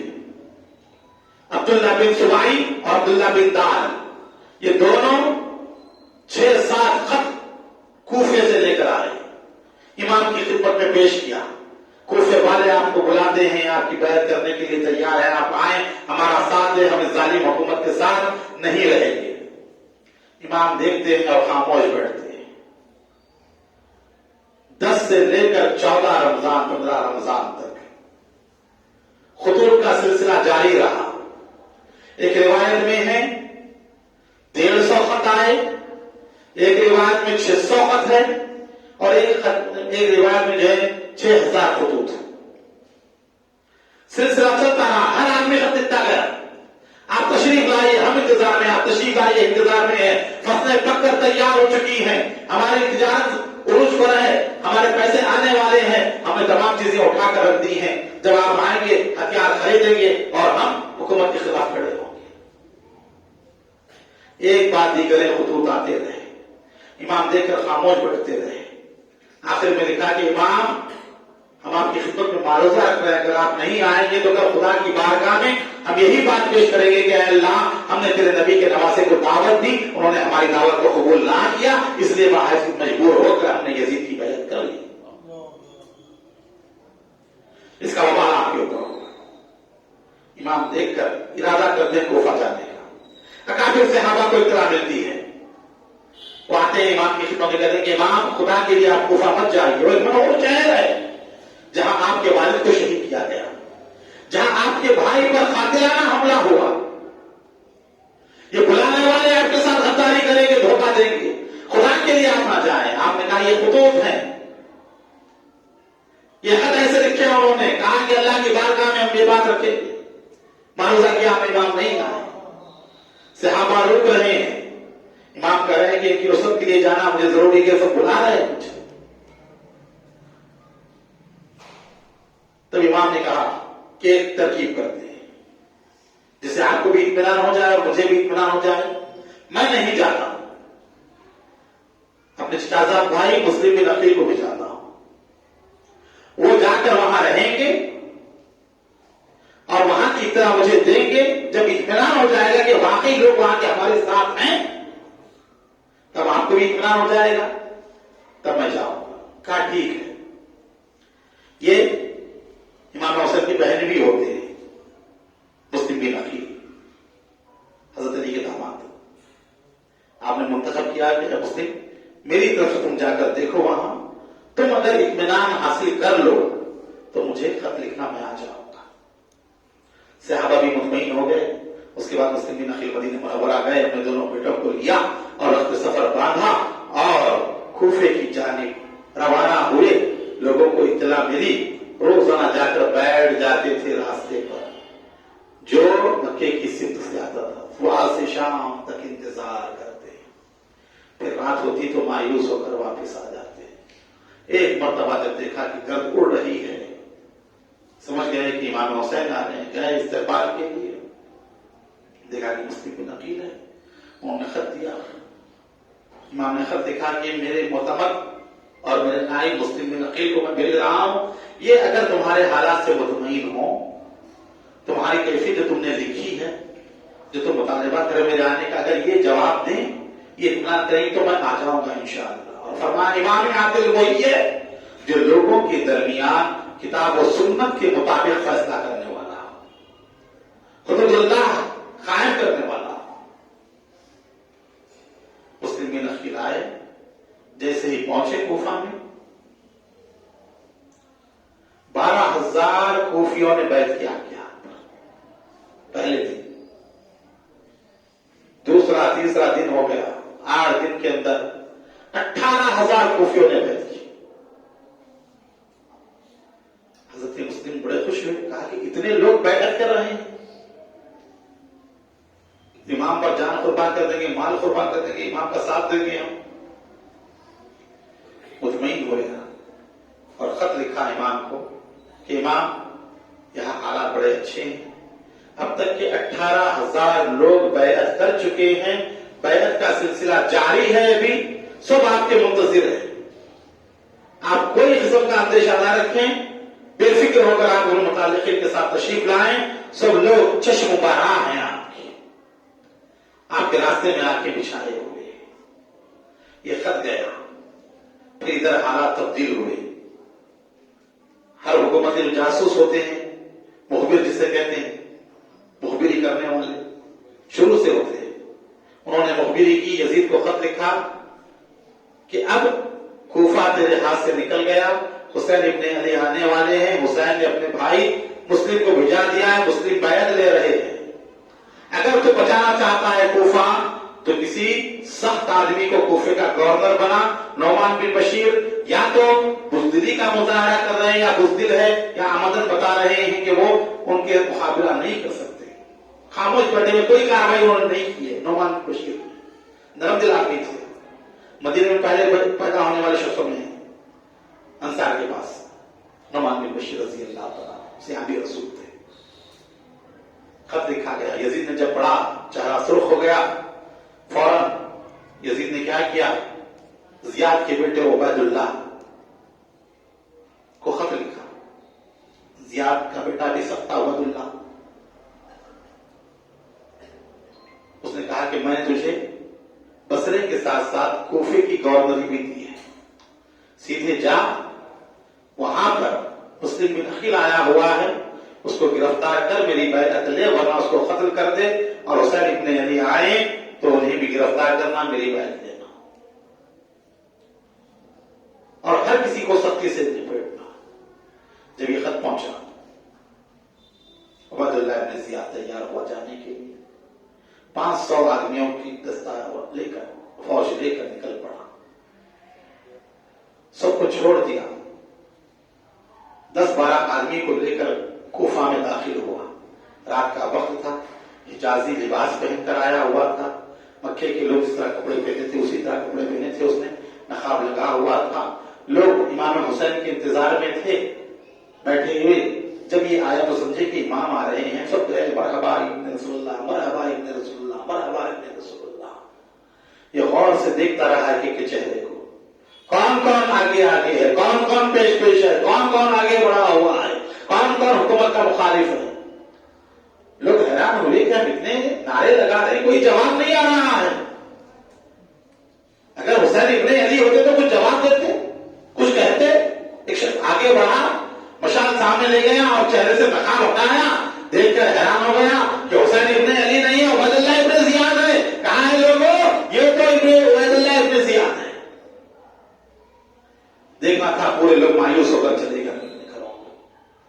یہ رات میں پہنچا, گورنر ہاؤس پر دستک دی, نعمان بن بشیر بھی یہ سمجھے کہ امام حسین آئے, کہا کہ اے میرے رسول, یہاں آپ کے لیے جگہ نہیں, آپ واپس چلے جائیں. اس نے کہا کہ اے نعمان, میں عبید اللہ ہوں, کھول دروازہ. عبید اللہ اندر داخل ہوا. صبح ہوئی, 10-12 سپاہی جو اس کے ساتھ تھے, اس نے کہا کہ جاؤ, جتنے قبیلے ہیں ہر قبیلے کے سردار کو گرفتار کرو. تو مشہور قبیلے جتنے تھے خاندان, ہر قبیلے کے بڑے آدمی کو گرفتار کیا گیا. 20 کے قریب وہ لوگ تھے, گرفتار کر کے رکھا گیا گورنر ہاؤس میں. حضرت مسلم بن عقیل کو اطلاع ملی کہ عبید اللہ آیا ہوا ہے, تو وہ ہانی بن عروہ کے گھر میں چلے گئے. ہانی عاشق اہل بیت تھے اور عبید اللہ سے بھی تعلقات تھے, اچھا مناسب تھے. وہ کہے کہ مجھے بنا دو. ہانی نے کہا کیوں آئیں گے گھر میں؟ کہا کہ میں رہنے کے لیے آیا ہوں. آپ نے کہا اگر آپ نہ آتے تو اچھا تھا, لیکن اب آ گئے ہیں, آپ آل رسول ہیں, حضور کے خاندان سے ہیں, میں یہ نہیں سمجھتا کہ کسی خاندان رسول کے آدمی کو واپس کر دوں. ٹھیک ہے, رہ جائیے. انہوں نے اپنے زنانہ حصے میں جہاں خواتین رہتی تھیں وہ خالی کروا کر حضرت مسلم کو جو ہے اندر کے حصے میں رکھا اور خود جو ہے بیٹھ گئے. لوگوں میں مشہور ہوا کہ ہانی بھی مار ہے. عبید اللہ ابن زیاد کو جستجو لگی کہ مسلم بن عقیل کہاں ہے, مسلم کو گرفتار کرنا ہے. اس نے اپنے غلام ماخل کو بلایا, 3000 درہم دیے, کہا جاؤ مسلم کا آپ پتہ لگاؤ, مسلم کہاں ہے. کہا کہاں جاؤ؟ کہا سیدھے مسجد جاؤ. مسجد میں ہر قسم کا آدمی آتا ہے, ہر محلے کا آدمی آتا ہے, ان سے معلوم ہو جائے گا. وہ سیدھے ماخل غلام مسجد کوفہ آیا, نماز میں شامل ہوا. نماز پڑھنے کے بعد اس نے دیکھا کہ ایک بڑے بزرگ ہیں, نوافل پڑھ رہے ہیں, بیٹھے ہوئے سب لوگ چلے گئے. نورانی چہرہ تھا, مسلم بن اوسجا نام تھا ان کا. ان کی خدمت میں آیا, سلام عرض کیا, اور کہا کہ میں مسافر ہوں, میں نے سنا ہے یہاں اہل بیت کے کوئی بزرگ آئے ہوئے ہیں, ان کی خدمت کے لیے میں نذرانہ لے کر آیا ہوں, پہنچانا چاہتا ہوں. براہ کرم آپ مجھے ان کا ایڈریس دیجیے, کہاں ہے؟ وہ غور سے دیکھے, اجنبی آدمی دکھ رہا ہے. کہا مسجد میں اتنے لوگ ہیں, سب کو چھوڑ کر آپ مجھ سے پوچھ رہے ہیں, سب کو چھوڑ کر مجھ سے پوچھ رہے ہیں. تو اس نے کہا آپ کے چہرے سے معلوم ہوتا ہے کہ آپ اہل بیت کے چاہنے والوں میں سے, اس لیے آپ سے پوچھ رہا ہوں. چاہے انہوں نے خوش ہو کے کہا بھائی یقیناً تو نے بہت اچھا پہچانا, میں بھی اسی خاندان کا غلام ہوں, اہل بیت کا چاہنے والا ہوں, انشاءاللہ تمہیں بہت جلد ان سے ملاقات ہوگی. کہا کہ میرے پیچھے پیچھے آنا, جہاں کوئی خطرہ لگے میں رک جاؤں گا, تم بھی ٹھہر جانا. ہوتے ہوتے ہوتے جو ہے وہ اس کو جو ہے ماخل غلام کو جو ہے ہانی بن عروہ کے زنانے حصے میں خانے میں لے گئے, کمرے میں لے جا کر بتایا کہ بولے یہ آپ کا معتقد ہے, چاہنے والا ہے, بیعت کرنے کے لیے آیا ہے, نذرانہ پیش کرنا چاہتا ہے. 3000 درہم اس نے پیش کیے, بیعت کی, اور اس کے بعد روزانہ طریقہ یہ ہوا فجر کے بعد سب سے پہلے آتا, دن بھر مسلم بن عقیل کے ساتھ رہتا, جب رات میں تمام لوگ چلے جاتے سب سے آخر میں جاتا. روزانہ کا معمول بن گیا. 8 دن تک دیکھتا رہا کون کون آ رہے ہیں, کون کون جا رہے ہیں, کیا کیا ہو رہا ہے, کیا کیا منصوبے بن رہے ہیں. تمام چیزیں جا کر عبید اللہ ابن زیاد کو سنا دیا. عبید اللہ ابن زیاد کو غصہ آیا, کہا کہ ہانی کے گھر میں یہ ہو رہا ہے, ہانی پر, اس کے باپ پر تو میرے باپ کے احسانات ہیں, اور وہاں حکومت کے خلاف سازش ہو رہی ہے. فوراً اسما بن خارجہ اور اشد بن قیس جو چاچا کا بھائی تھا, امام حسن کا سالہ, ان دونوں کو بلایا, جاؤ جا کر ہانی کو بلا کر لاؤ اور کہو ملاقات اور اطاعت دونوں ضروری ہیں. یہ دونوں گئے, کہا کہ امیر یاد کر رہے ہیں آپ کو. ہانی نے کہا میں بیمار ہوں. کہا کہ آپ کو چلنا پڑے گا. کہا ہے امیر نے ملاقات بھی ضروری ہے، اطاعت بھی ضروری ہے. کہا ٹھیک ہے تم بیٹھو میں آتا ہوں. گئے غسل وغیرہ کر کے کپڑے پہن کر جو ہے تیار ہو کر جو ہے حضرت ہانی بن عروہ ان کے ساتھ چلے. جب گئے دربار میں عبید اللہ بن زیاد کا چہرہ لال ہو رہا. کہا ہانی تیرا گھر حکومت کے خلاف سازشوں کا اڈا بنا ہوا ہے. کہا امیر ایسی بات تو نہیں ہے، میرے گھر میں کچھ بھی نہیں ہے ایسا. کہا سن، لا کر غلام کو پیش کر دیا. جب ماخر غلام کو دیکھا تو ہوش اڑ گئے. کس کی غداری؟ روزانہ آ کر کوئی اطلاع دیتا، کوئی عذر نہیں تھا. جو گواہ موجود ہے، تمام چیزیں سامنے ہیں. کہا کہ میں نے مسلم کو نہیں بلایا، میں نے مسلم کو دعوت نہیں دی. مسلم میرے گھر پر آئے، مجھ سے پناہ مانگی، میں نے آل رسول ہونے کے خیال سے انہیں پناہ دی. اب مجھے چھوڑ دو، میں انہیں اپنے گھر سے نکال دوں گا، اپنی پناہ سے واپس. کہا نہیں، ایسا نہیں ہوگا. کہا کہ گرفتار کرو ہانی کو. مانا گیا، ظلم کیا گیا ہانی پر. اور وقت اس میں کوفے بھی ہے اور کہ ہانی قتل ہو گئے.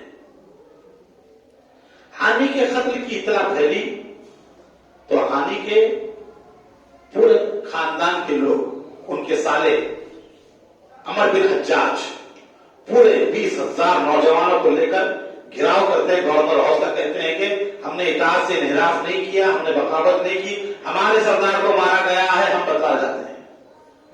عبید اللہ پریشان ہو گیا. پورے لوگ آ کر گھیر لیے بدلے کے لیے حملہ کر دیتے، ختم نہیں ہوتا. اندر 10-20 سپاہی تھے. عبید اللہ بن زیاد نے کہا ہانی زندہ ہے. کہاں کیسے یقین کرے؟ کہا جو کوفے کا قاضی تھا، قاضی شوری، اس میں بڑا اختلاف ہے. قاضی شوری جو ہے سچا محب اہل بیت تھا یا اس نے غداری کی. بعض لوگ تو یہ کہتے ہیں کہ امام حسین کے قتل کا فتویٰ نے لکھا تھا قاضی شوری نے. تو قاضی شوری کو بلایا گیا، شہر کا قاضی جج. کہا کہ قاضی صاحب دیکھیں گے تمہیں بتائیں گے. قاضی شوری گئے، دیکھا کہ ہانی کے چہرے پر خون ہے، نڈھال ہو کر بیٹھے ہوئے ہیں. قاضی کو دیکھ کر کہا قاضی صاحب میرے خاندان کے لوگوں سے کہہ دو 20 لوگ بھی اگر اندر آ جائیں گے تو میں بچ جاؤں گا. قاضی شوری کہا ٹھیک ہے میں کوشش کرتا ہوں. جب قاضی نکلنا شروع ہوا، حمید بن منصور سے کہا کہ اس کے ساتھ رہو، قاضی صرف یہی کہنا کہ ہانی زندہ ہے، دوسری بات نہ کہنا. قاضی شوری آئے، چڑھ کر کہا اے لوگوں میں نے ہانی کو دیکھا ہے، ہانی زندہ ہے، ہانی کے قتل کی افواہ غلط ہے. جیسے یہ سننا تھا تمام لوگ چلے گئے. ادھر حضرت مسلم کو اطلاع ملی کہ ہانی قتل کیے گئے. حضرت مسلم نے ابو سماعلہ ساعدی کو بلایا اور کہا جاؤ جا کر کوفے کے چورستے پہ کھڑے ہونا اور یا منصور امت پکارنا. وہ گئے، کہا یا منصور امت. جیسے ہی کہنا تھا کئی گھروں سے ہزاروں نوجوان تلواریں لے کر نکل آئے. 40,000 کے قریب تک پورے نوجوان مسلح حضرت مسلم لے کر نکلے. گورنر ہاؤس کو آپ نے گرفت گھیر لیا. حملہ کر دیتے، اینٹ کی اینٹ بچ جاتے، کہ کھڑے رہے انتظار کرتے رہے تاکہ صلح ہو جائے، لڑائی نہ ہو، خون ریزی نہ ہو. حملہ نہ کیا آپ نے. پوری نوجوان جو آپ کے ہاتھ پر بیعت کیے تھے سب موجود تھے. حضرت کھڑے رہے. اس کا فائدہ اٹھایا عبید اللہ نے کیا کیا؟ وہ جو 20 گرفتار تھے سردار، ان کو کہا کہ ان کو اوپر لے جاؤ، پیچھے سے تلواریں لگاؤ اور کہو جو جو قبیلے کے لوگ ہیں سب کو واپس کر دیں. وہ سردار کو کھڑا کیا گیا. سردار کھڑے ہو گئے. کوفے کے گورنر ہاؤس پر کہا ہے لوگوں یہ حسین کی یزید کی لڑائی ہے، ہمیں اس سے لینا دینا کیا ہے؟ ہم اپنی جان کی حفاظت کریں. یزید کا لشکر نکل چکا ہے، کبھی بھی آ سکتے ہیں کوفے میں. اگر آ جائیں گے تو ہماری خیر نہیں ہے، ہم مارے جائیں گے.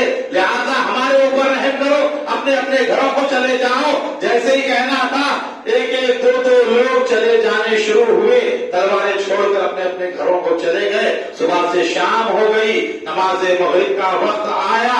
حضرت مسلم بن عقیل رضی اللہ تعالی عنہ نماز مغرب ادا کرنے کے لیے مسجد کوفہ میں تشریف لائے، مصلی امامت پر کھڑے ہوئے ہیں. مسلم بن عقیل رضی اللہ تعالی عنہ تاریخ کا وہ دردناک پہلو مسجد کوفہ میں نظر آتا ہے کہ جہاں خاندان نبوت کا ایک فرد مصلی امامت پر کھڑا ہوا ہے، 500 لوگ سب بنا کر پیچھے کھڑے ہوئے ہیں. مسلم بن عقیل نے اللہ اکبر کہہ کر تکبیر باندھی، ہاتھ باندھے تکبیر کہنے کے بعد اور نماز مغرب کی 3 رکعت پڑھائی. جب مسلم بن عقیل نے سلام پھیرا اور پیچھے دیکھا، ایک بھی آدمی نہ تھا، پورے چلے گئے چھوڑ کر. حیران ہو گئے، ایک آدمی بھی نہ تھا جو ساتھ دیتا. مسجد سے نکلنے کے بعد ایک ایک گھر پہ جاتے ہیں، ہر دروازہ بند ہے، ہر کھڑکی بند ہے، کھٹکا مارتے ہیں، مجھے رات گزارنے کے لیے کوئی جگہ دے دے، مجھے رہنے کے لیے کوئی جگہ دے دے. کوئی نہ تھا کوفے کی آبادی میں جو مسلم بن عقیل کو پناہ دیتا، اپنے گھر میں رہتا.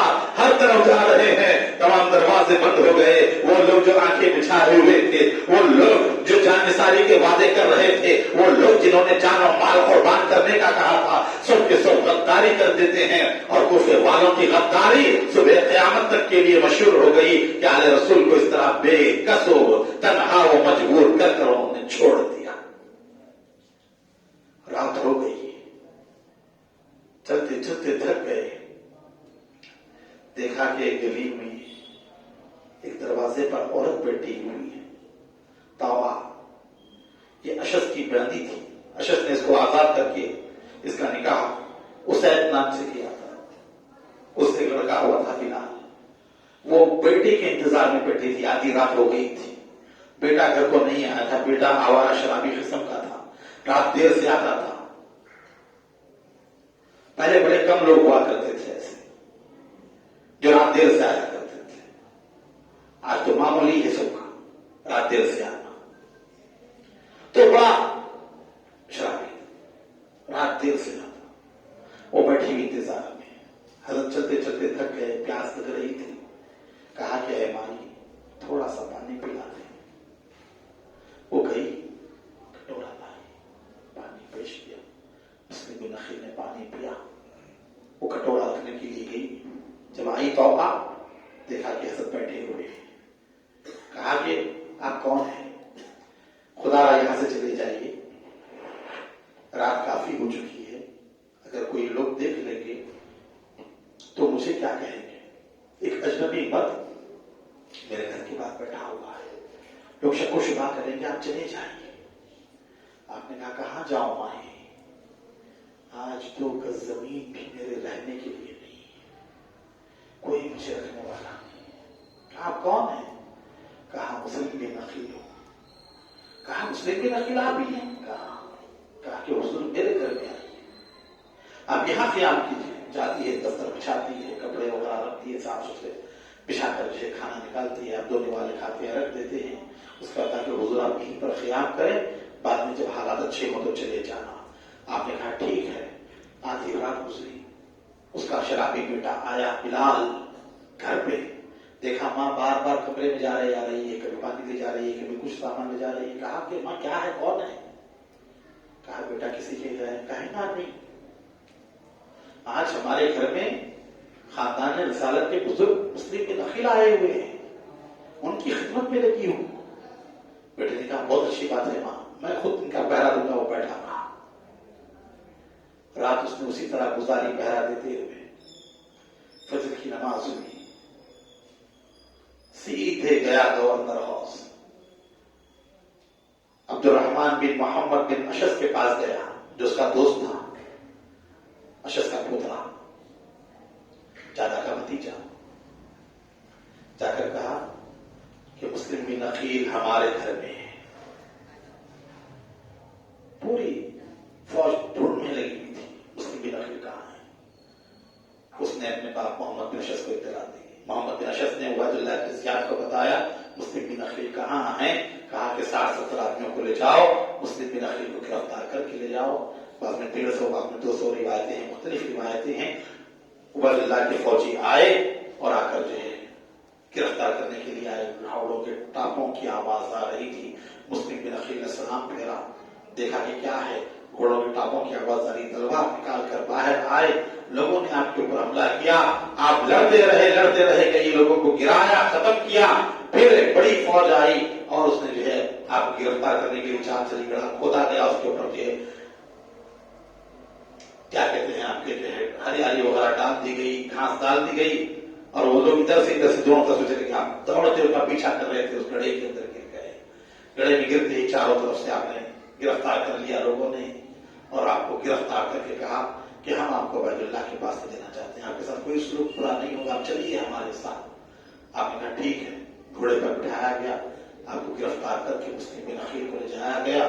مسلم بن عقیل گئے، راستے میں آپ کی تلوار آپ سے چھین لی گئی. آپ نے کہا یہ پہلا دھوکہ ہے میرے ساتھ جو کیا گیا ہے، کاش میری تلوار میرے ساتھ ہوتی تو میں اپنی حفاظت کرتا.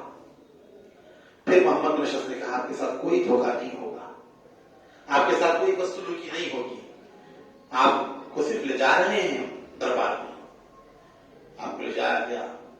دوران لڑائی آپ کا ہوٹ کڑ گیا تھا، خون جا رہا تھا، کمزوری لاحق ہوئی. باہر دیکھا کہ لائن لگی ہوئی ہے گورنر ہاؤس میں جانے کے لیے.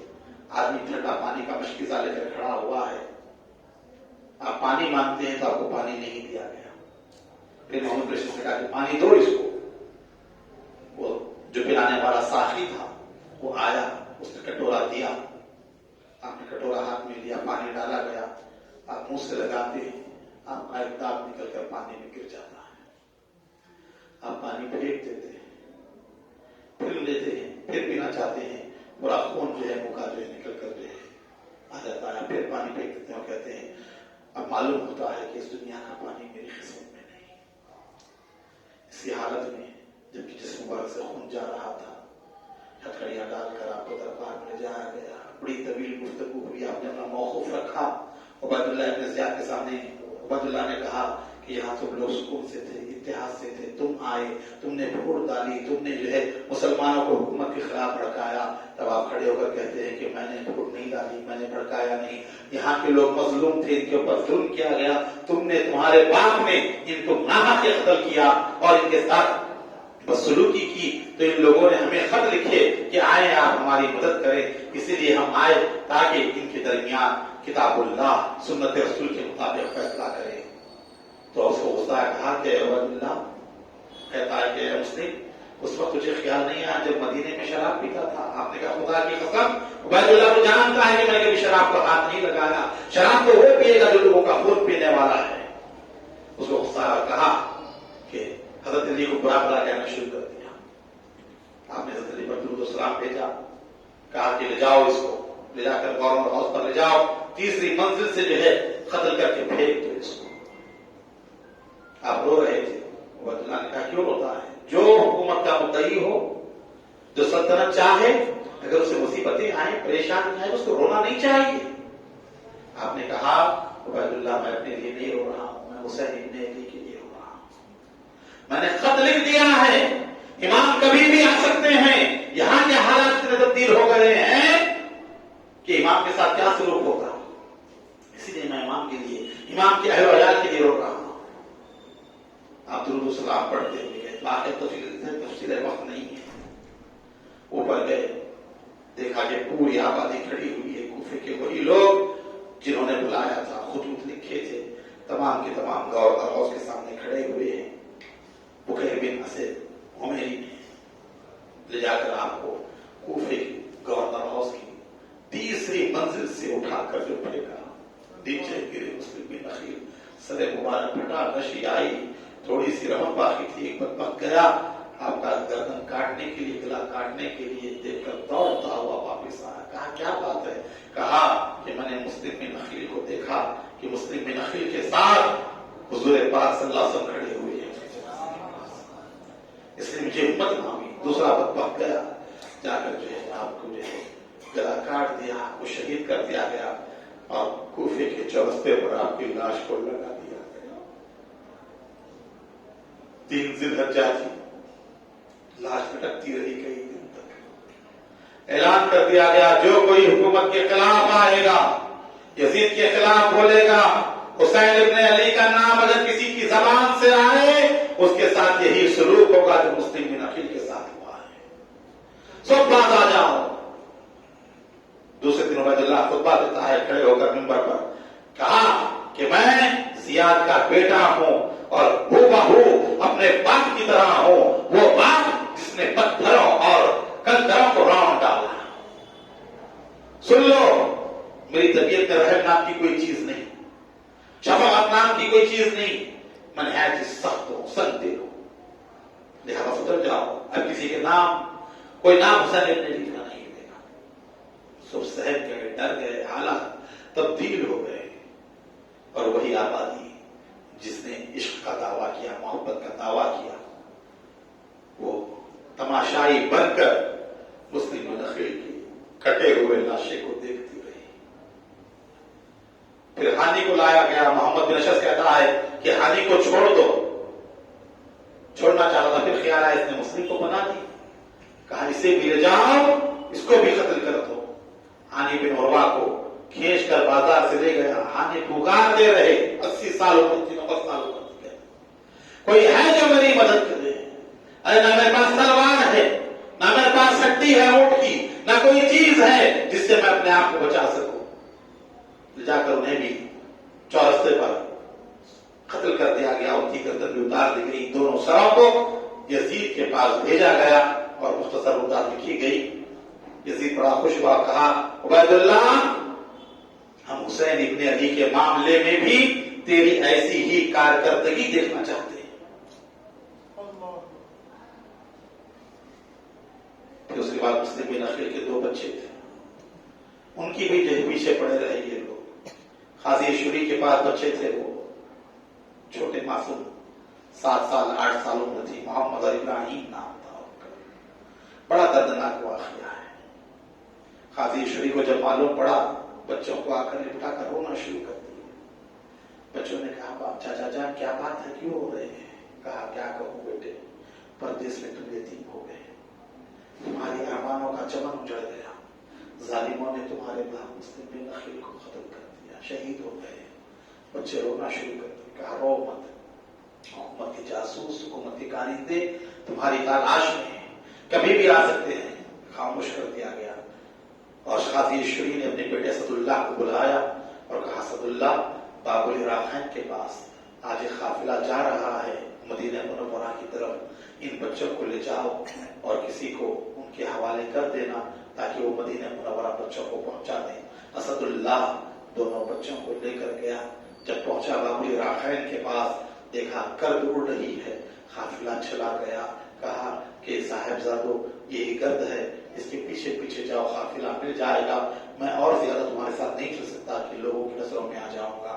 اس نے چھوڑ کر واپس چلا گیا. چھوٹے بچے 7 سال 8 سال عمر مبارک امام مسلم بن عقیل کے صاحبزادے بھاگتے گئے. اندھیری رات، ہر طرف اندھیرا. تھوڑی دیر کے بعد چھوٹے بیٹے کی پیر میں کانٹا چھپا، وہ گر گیا. اٹھا کر بھاگتے ہیں. تھوڑی دیر جاتے ہیں، گرد بھی غائب ہے، قافلہ بھی نہیں ہے. رات بھر پھرتے رہے. صبح ہوئی، دیکھا جہاں سے چلے تھے وہیں پر پہنچے. حیران ہو گئے، کیا کرے، پردیس میں کوئی نہ تھا جو ان یتیم بچوں کا سہارا بنتا، کوئی نہ تھا جو اپنے گھر میں رکھتا. خاندان نبوت کے دونوں کو رات چلتے گئے. صبح ہوئی، وہیں پر ٹھہرے رہے. پورا بیکار ہو گیا. تھک کر بیٹھے ہوئے، آخری پہر رات کا. عبید اللہ ابن زیاد کے سپاہی آئے، دیکھا دونوں بچوں کو. کہاں ہو؟ کہا مسلم بن عقیل کے یتیم ہیں. ان کی دونوں زلفیں کسی، گھوڑوں پر ڈالا اور لے چلے عبید اللہ کے پاس. کہا مسلم بن عقیل کے بیٹے گرفتار کر لیے گئے. حکم ہوا زندان میں کوٹری میں رکھ دیا جائے. اندھیری کوٹری میں 2 معصوموں کو رکھا گیا. چھوٹا بھائی پوچھتا ہے بھائی یہ کون سا علاقہ ہے؟ ایسی کوٹری ہم نے کبھی مدینے میں نہیں دیکھی. رات سے سکتے رہے. آدھی رات گزری.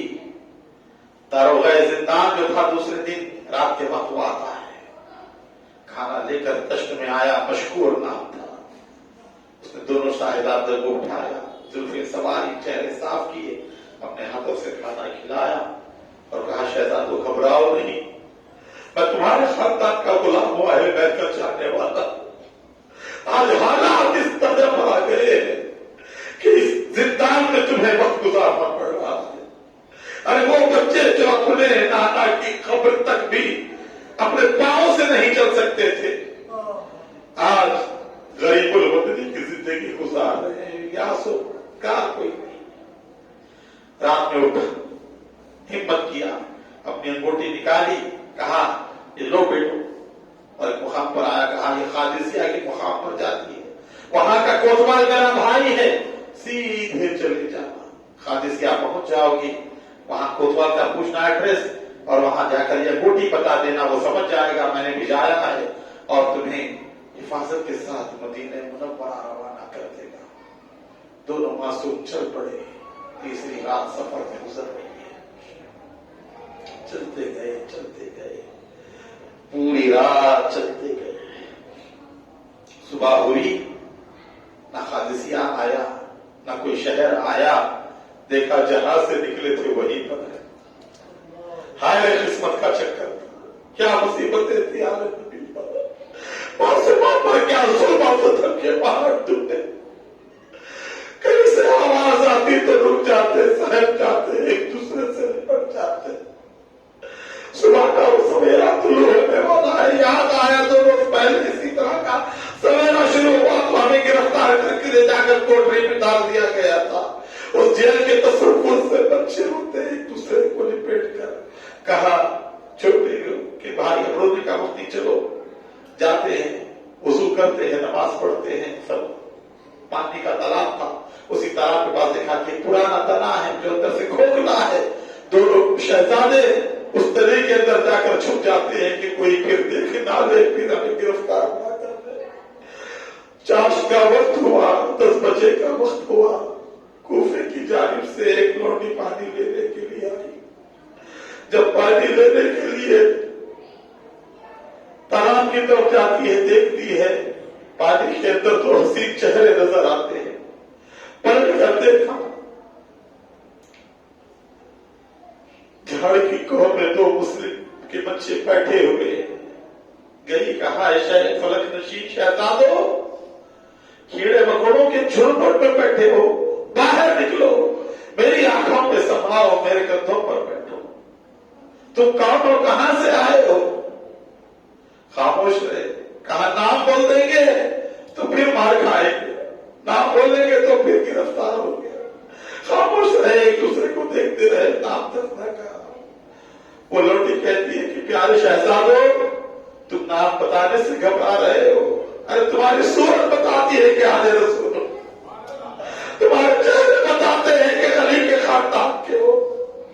کیا مسلم بن عقیل کے بیٹے ہو؟ باپ کا نام سننا تھا, رونا شروع کر دیا. کہا مسلم بن عقیل کے بیٹے ہیں, در در کے ستائے ہوئے ہیں. لوٹی نے لیا, بچوں کو سینے سے لگا, چلو شہزادو میں جس گھر میں کام کرتی ہوں وہ اہل بیت کی چاہنے والی ہے.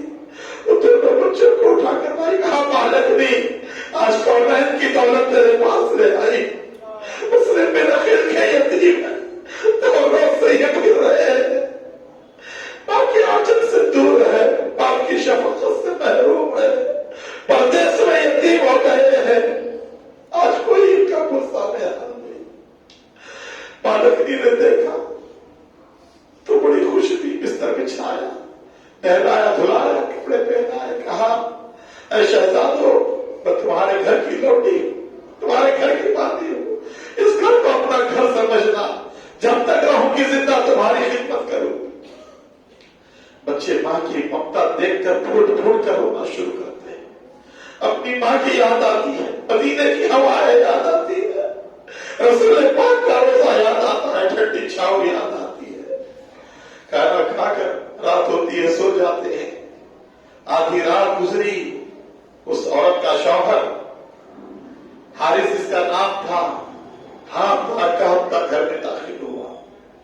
عورت نے کہا کیا بات ہے، کیا حالت ہے، تمہارا گھوڑا کہاں ہے، ایسے ہو؟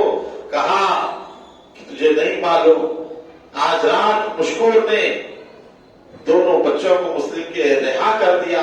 عبید اللہ ابن زیاد نے اعلان کیا ہے کہ جو کوئی بچوں کو گرفتار کر کے لائے گا اس کے لیے گھوڑا بھی دیا جائے گا، موقع کی رقم انعام میں دی جائے گی.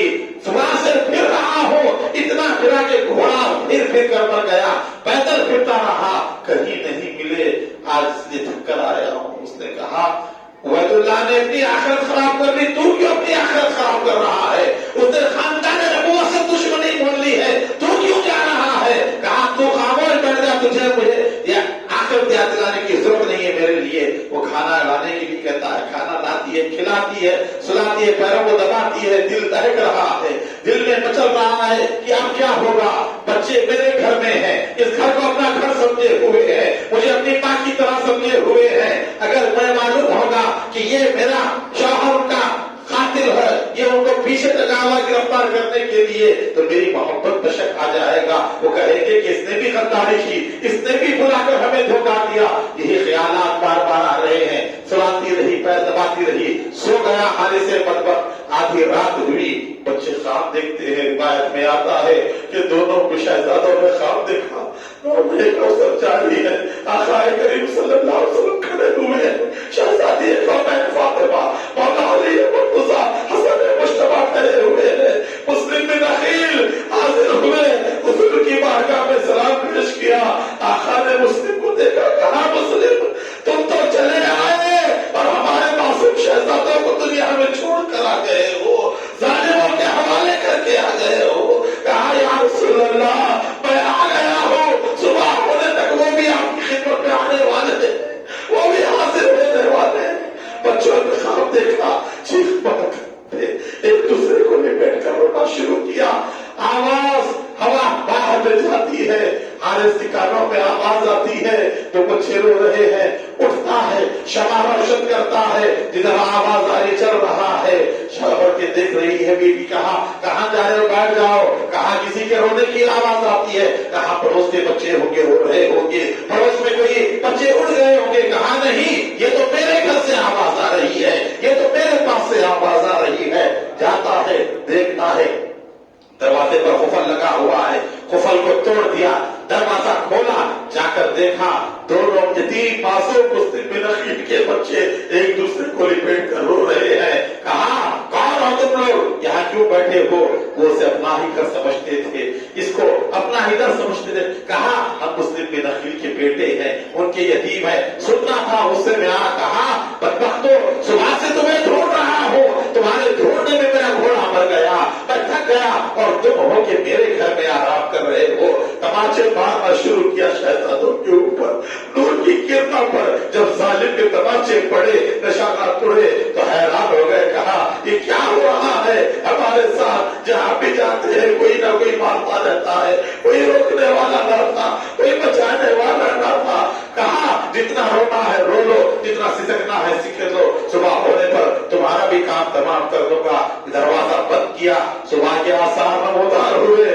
آل محمد کے اوپر قیامت کی صبح آئی تو یتیم معصوم بچے رات روتے رہے. صبح ہوئی، حارث بدبخت اٹھا، دروازے کی طرف گیا. بیوی پکڑ کے کہتی چھوڑ دے خدا کے لیے، ان بچوں نے کیا بگاڑا ہے، ان بچوں کا کیا قصور ہے. کہا اب تو مجھے انعام لینا ہے. گیا، جا کر دونوں بچوں کی زلفوں کو پکڑ کر کھینچ کر لاتا ہے. زلفوں سے خود جاری ہوتا ہے، مال کی طرح گھوڑے پر ڈال دیتا ہے. بیوی پکڑ کر کہتی ہے خدا کے لیے چھوڑ دے، خدا کے لیے رحم کا. کہ فاطمہ زہرا کو رلاتا ہے کفن میں، تو پھول تو رہنے دے محمد کے چمن میں، تو پھول تو رہنے دے محمد کے چمن میں. ظالم آگے بڑھا، لے کر چلا دریا ہے بہار کے کنارے. بیوی جا رہی ہے پیچھے، پتھر کی طرف جا رہے ہیں، شہادت کی طرف جا رہے ہیں، موت کی طرف جا رہے ہیں. یہ آسان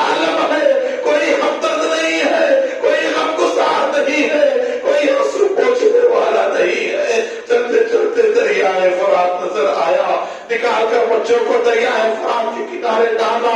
اس کا بیٹا آتا ہے, غلام آتا ہے, روکتے کسی کی نہیں سنتا, سب کو مارتا ہے, تلوار لے کر آگے بڑھ رہا ہے. بیوی دوبارہ پکڑتی, چھوڑ دے خدا کے لیے. ارے نادان, کیا آج محمد رسول اللہ اپنی خبر سے نکل کر آئیں گے تو کیا ان کے سامنے بھی یہ شروع کرے گا بچوں کے ساتھ, ان کو بھی ایسے ہی مارے گا. کہا مجھے کچھ نہیں چاہیے, پھینک دیتا ہے ہٹا کر بیوی کو. بیوی جا کر زخمی ہو کر گر جاتی ہے. آگے بڑھا, بڑھتے گیا, معصوم بچے بلک بلک کر رو رہے ہیں. تلوار نکالی, ہواؤں میں لہرائی, کہا جتنا رونا ہے رو لو, اب تمہارے قیامت تک کے لیے تمہاری زبان بند ہونے والی ہے, تمہاری خاموشی ہونے والی ہے. تلوار نکالتا ہے, آگے بڑھاتا ہے, چھوٹے بچے کی طرف آتا ہے تو بڑا بھائی کہتا ہے چھوٹے کو ختم نہ کرو, میں دیکھ نہ سکوں گا, پہلے مجھے مار دینا, پھر اس کے بعد چھوٹے کو ختم کرنا. کہا ٹھیک ہے تجھے بھی ماروں گا. تلوار لہرائی, کائنات نے ارض و سما نے وہ منظر بھی دیکھا. خاندان نبوت کے دو یتیم دریائے فرات کے کنارے بل بل ہو رہے ہیں. تلوار ڈرتی ہے, اٹھی آل محمد پر تلوار پڑی تو گردن سخت جدا ہو گئی, تب سے جدا ہو گئی. فوارہ پانی کا نکلا, لاش ٹھنڈی ہو گئی, ایک چیخ بلند ہو گئی, لاش گر گئی. دوسری چیخ فضاؤں میں بلند ہوئی, دوسری لاش بھی تڑپتی ہوئی ٹھنڈی ہو گئی. ظالم نے دونوں لاشوں کو اٹھایا, دریائے فرات میں ڈالا اور دونوں معصوموں کے سروں کو اٹھا کر تھیلے میں ڈالتا ہے, گھوڑے سے باندھتا ہے اور لے چلا عبید اللہ ابن زیاد کے پاس. یہ ظلم خاندان نبوت کے معصوموں پر ہوا. کوفے کی طرف دربار لگا ہوا ہے, عبید اللہ بیٹھا ہوا ہے. کہا کیا لایا ہے؟ کہا عبید اللہ ایسی چیز لایا ہوں جس کو دیکھ کر تو خوش ہو جائے گا. کہا کیا ہے؟ کہا تیرے دشمنوں کے سر لایا. کہا کس کے سر ہے؟ صاف کر کے لائے جائے, پیش کیے جائے. سروں کو صاف کر کے دو تشت میں رکھ کر 8-7 سال کی عمر کے معصوموں کے جب سر رکھے گئے ہو کے آنکھیں بند کر کے تصور کیجیے کیا منظر ہوگا. جب آل محمد کے دونوں شہزادوں کے سر عبید اللہ ابن زیاد کے سامنے رکھے ہوئے, آنکھیں کھلی ہوئی, چہرے کے رنگ زرد, زلفیں بکھری ہوئی. عبید اللہ نے کہا ہے بدبخت, ان معصوموں کو تو نے کیسے باہر رکھوایا کیا, گرفتار کر کے لاتا تو بھی نام مل جاتا تجھے. کہا اگر میں لاتا تو کوفے کے لوگ چھڑا لیں گے, یہ اندیشہ تھا, اسی لیے میں نے ان کے سر لے آیا. کہا کہ تو نے میری مرضی کے بغیر نہیں قتل کیا. میں نے یزید کو لکھا ہے کہ عبید اللہ کی طرف سے خط چلا گیا ہے کہ 2 بچے گرفتار ہیں, کیا حکم ہے؟ اگر یزید کہے زندہ بھجاؤ تو میں کس کو بھجاؤں گا؟ لہٰذا تجھے تو سزا ملے گی. جناح بچوں کو تو نے قتل کیا. پورے دربار میں دیکھتا ہے, ایک شخص کو دیکھتا ہے, ماخر کو کہا اسے لے جاؤ اور اس کو بھی سر قلم کر دو لے جا کر.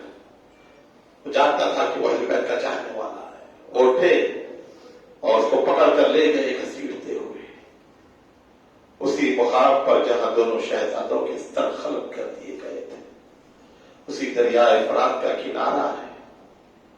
وہ ماخل لے کر نکل پڑا. حارث کہتا ہے کہ میرا پورا مال لے لے, پیسہ لے لے, چھوڑ دے, میں کہیں جاؤں گا روپوش ہو جاؤں گا, زندگی بھر نہیں رہوں گا کوفے کو, میں پوری دولت دوں گا, مجھے چھوڑ دے. آخر نے کہا خدا کی قسم اگر تو پوری دنیا کی بھی دولت دے تو میں تجھے چھوڑوں گا نہیں. جس بے دردی کے ساتھ تو نے اہل محمد کو قتل کیا ہے اس کی سزا دو. لے کر چل پڑا دریا کے کنارے. دیکھا کہ عورت تڑپ رہی ہے, غلام کی لاش پڑی ہوئی ہے, بیٹے کی لاش پڑی ہوئی ہے اس کی. پوچھا کون ہے؟ کہا کہ میں اس بدبخت کی بیوی ہوں. اللہ نے اس کے کیفر کردار کو پہنچنا مجھے بتا دیا.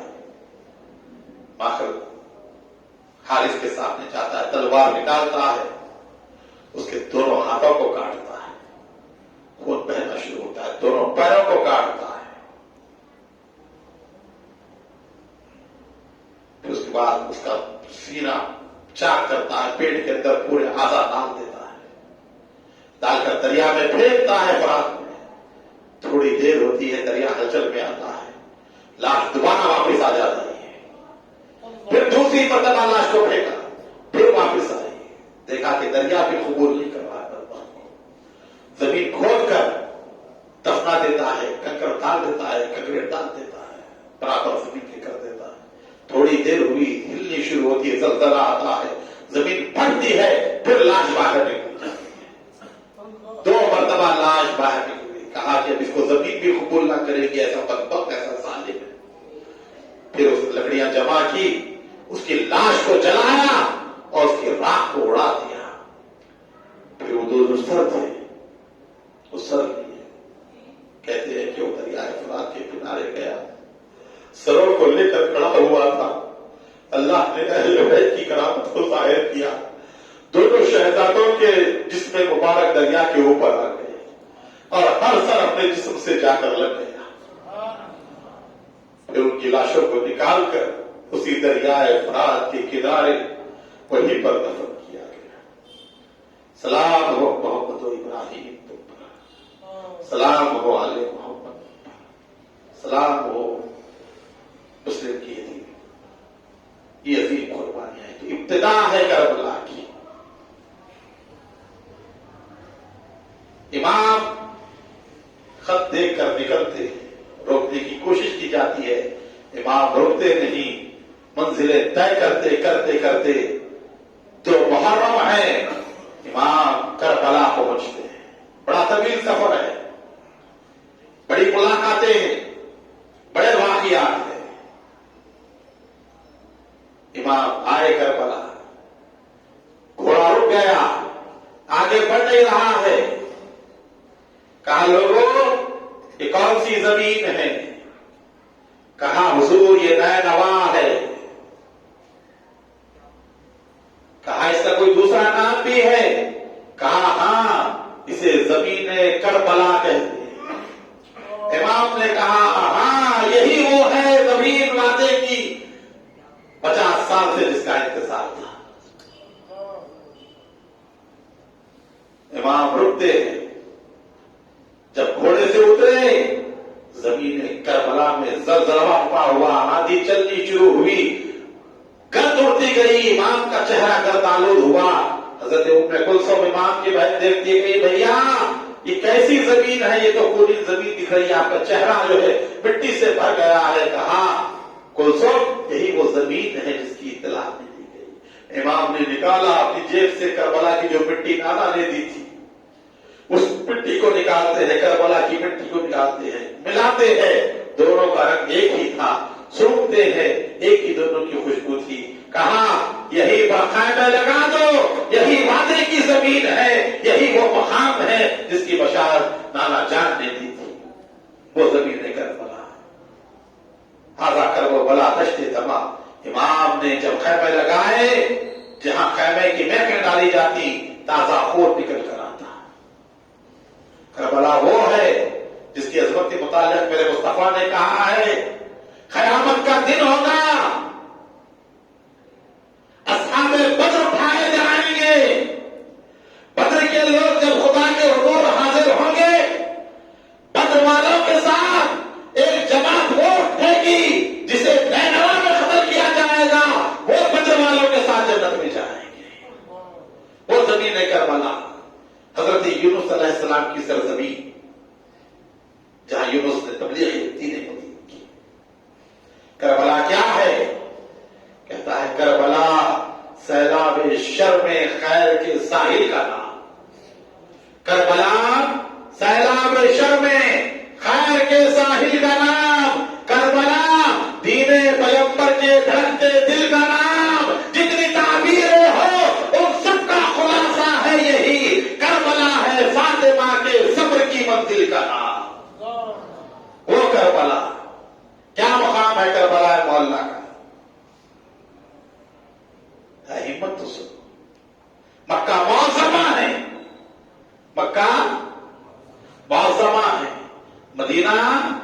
منورہ ہے، مسجد اقصی بیت المقدس ہے، نجف اشرف ہے،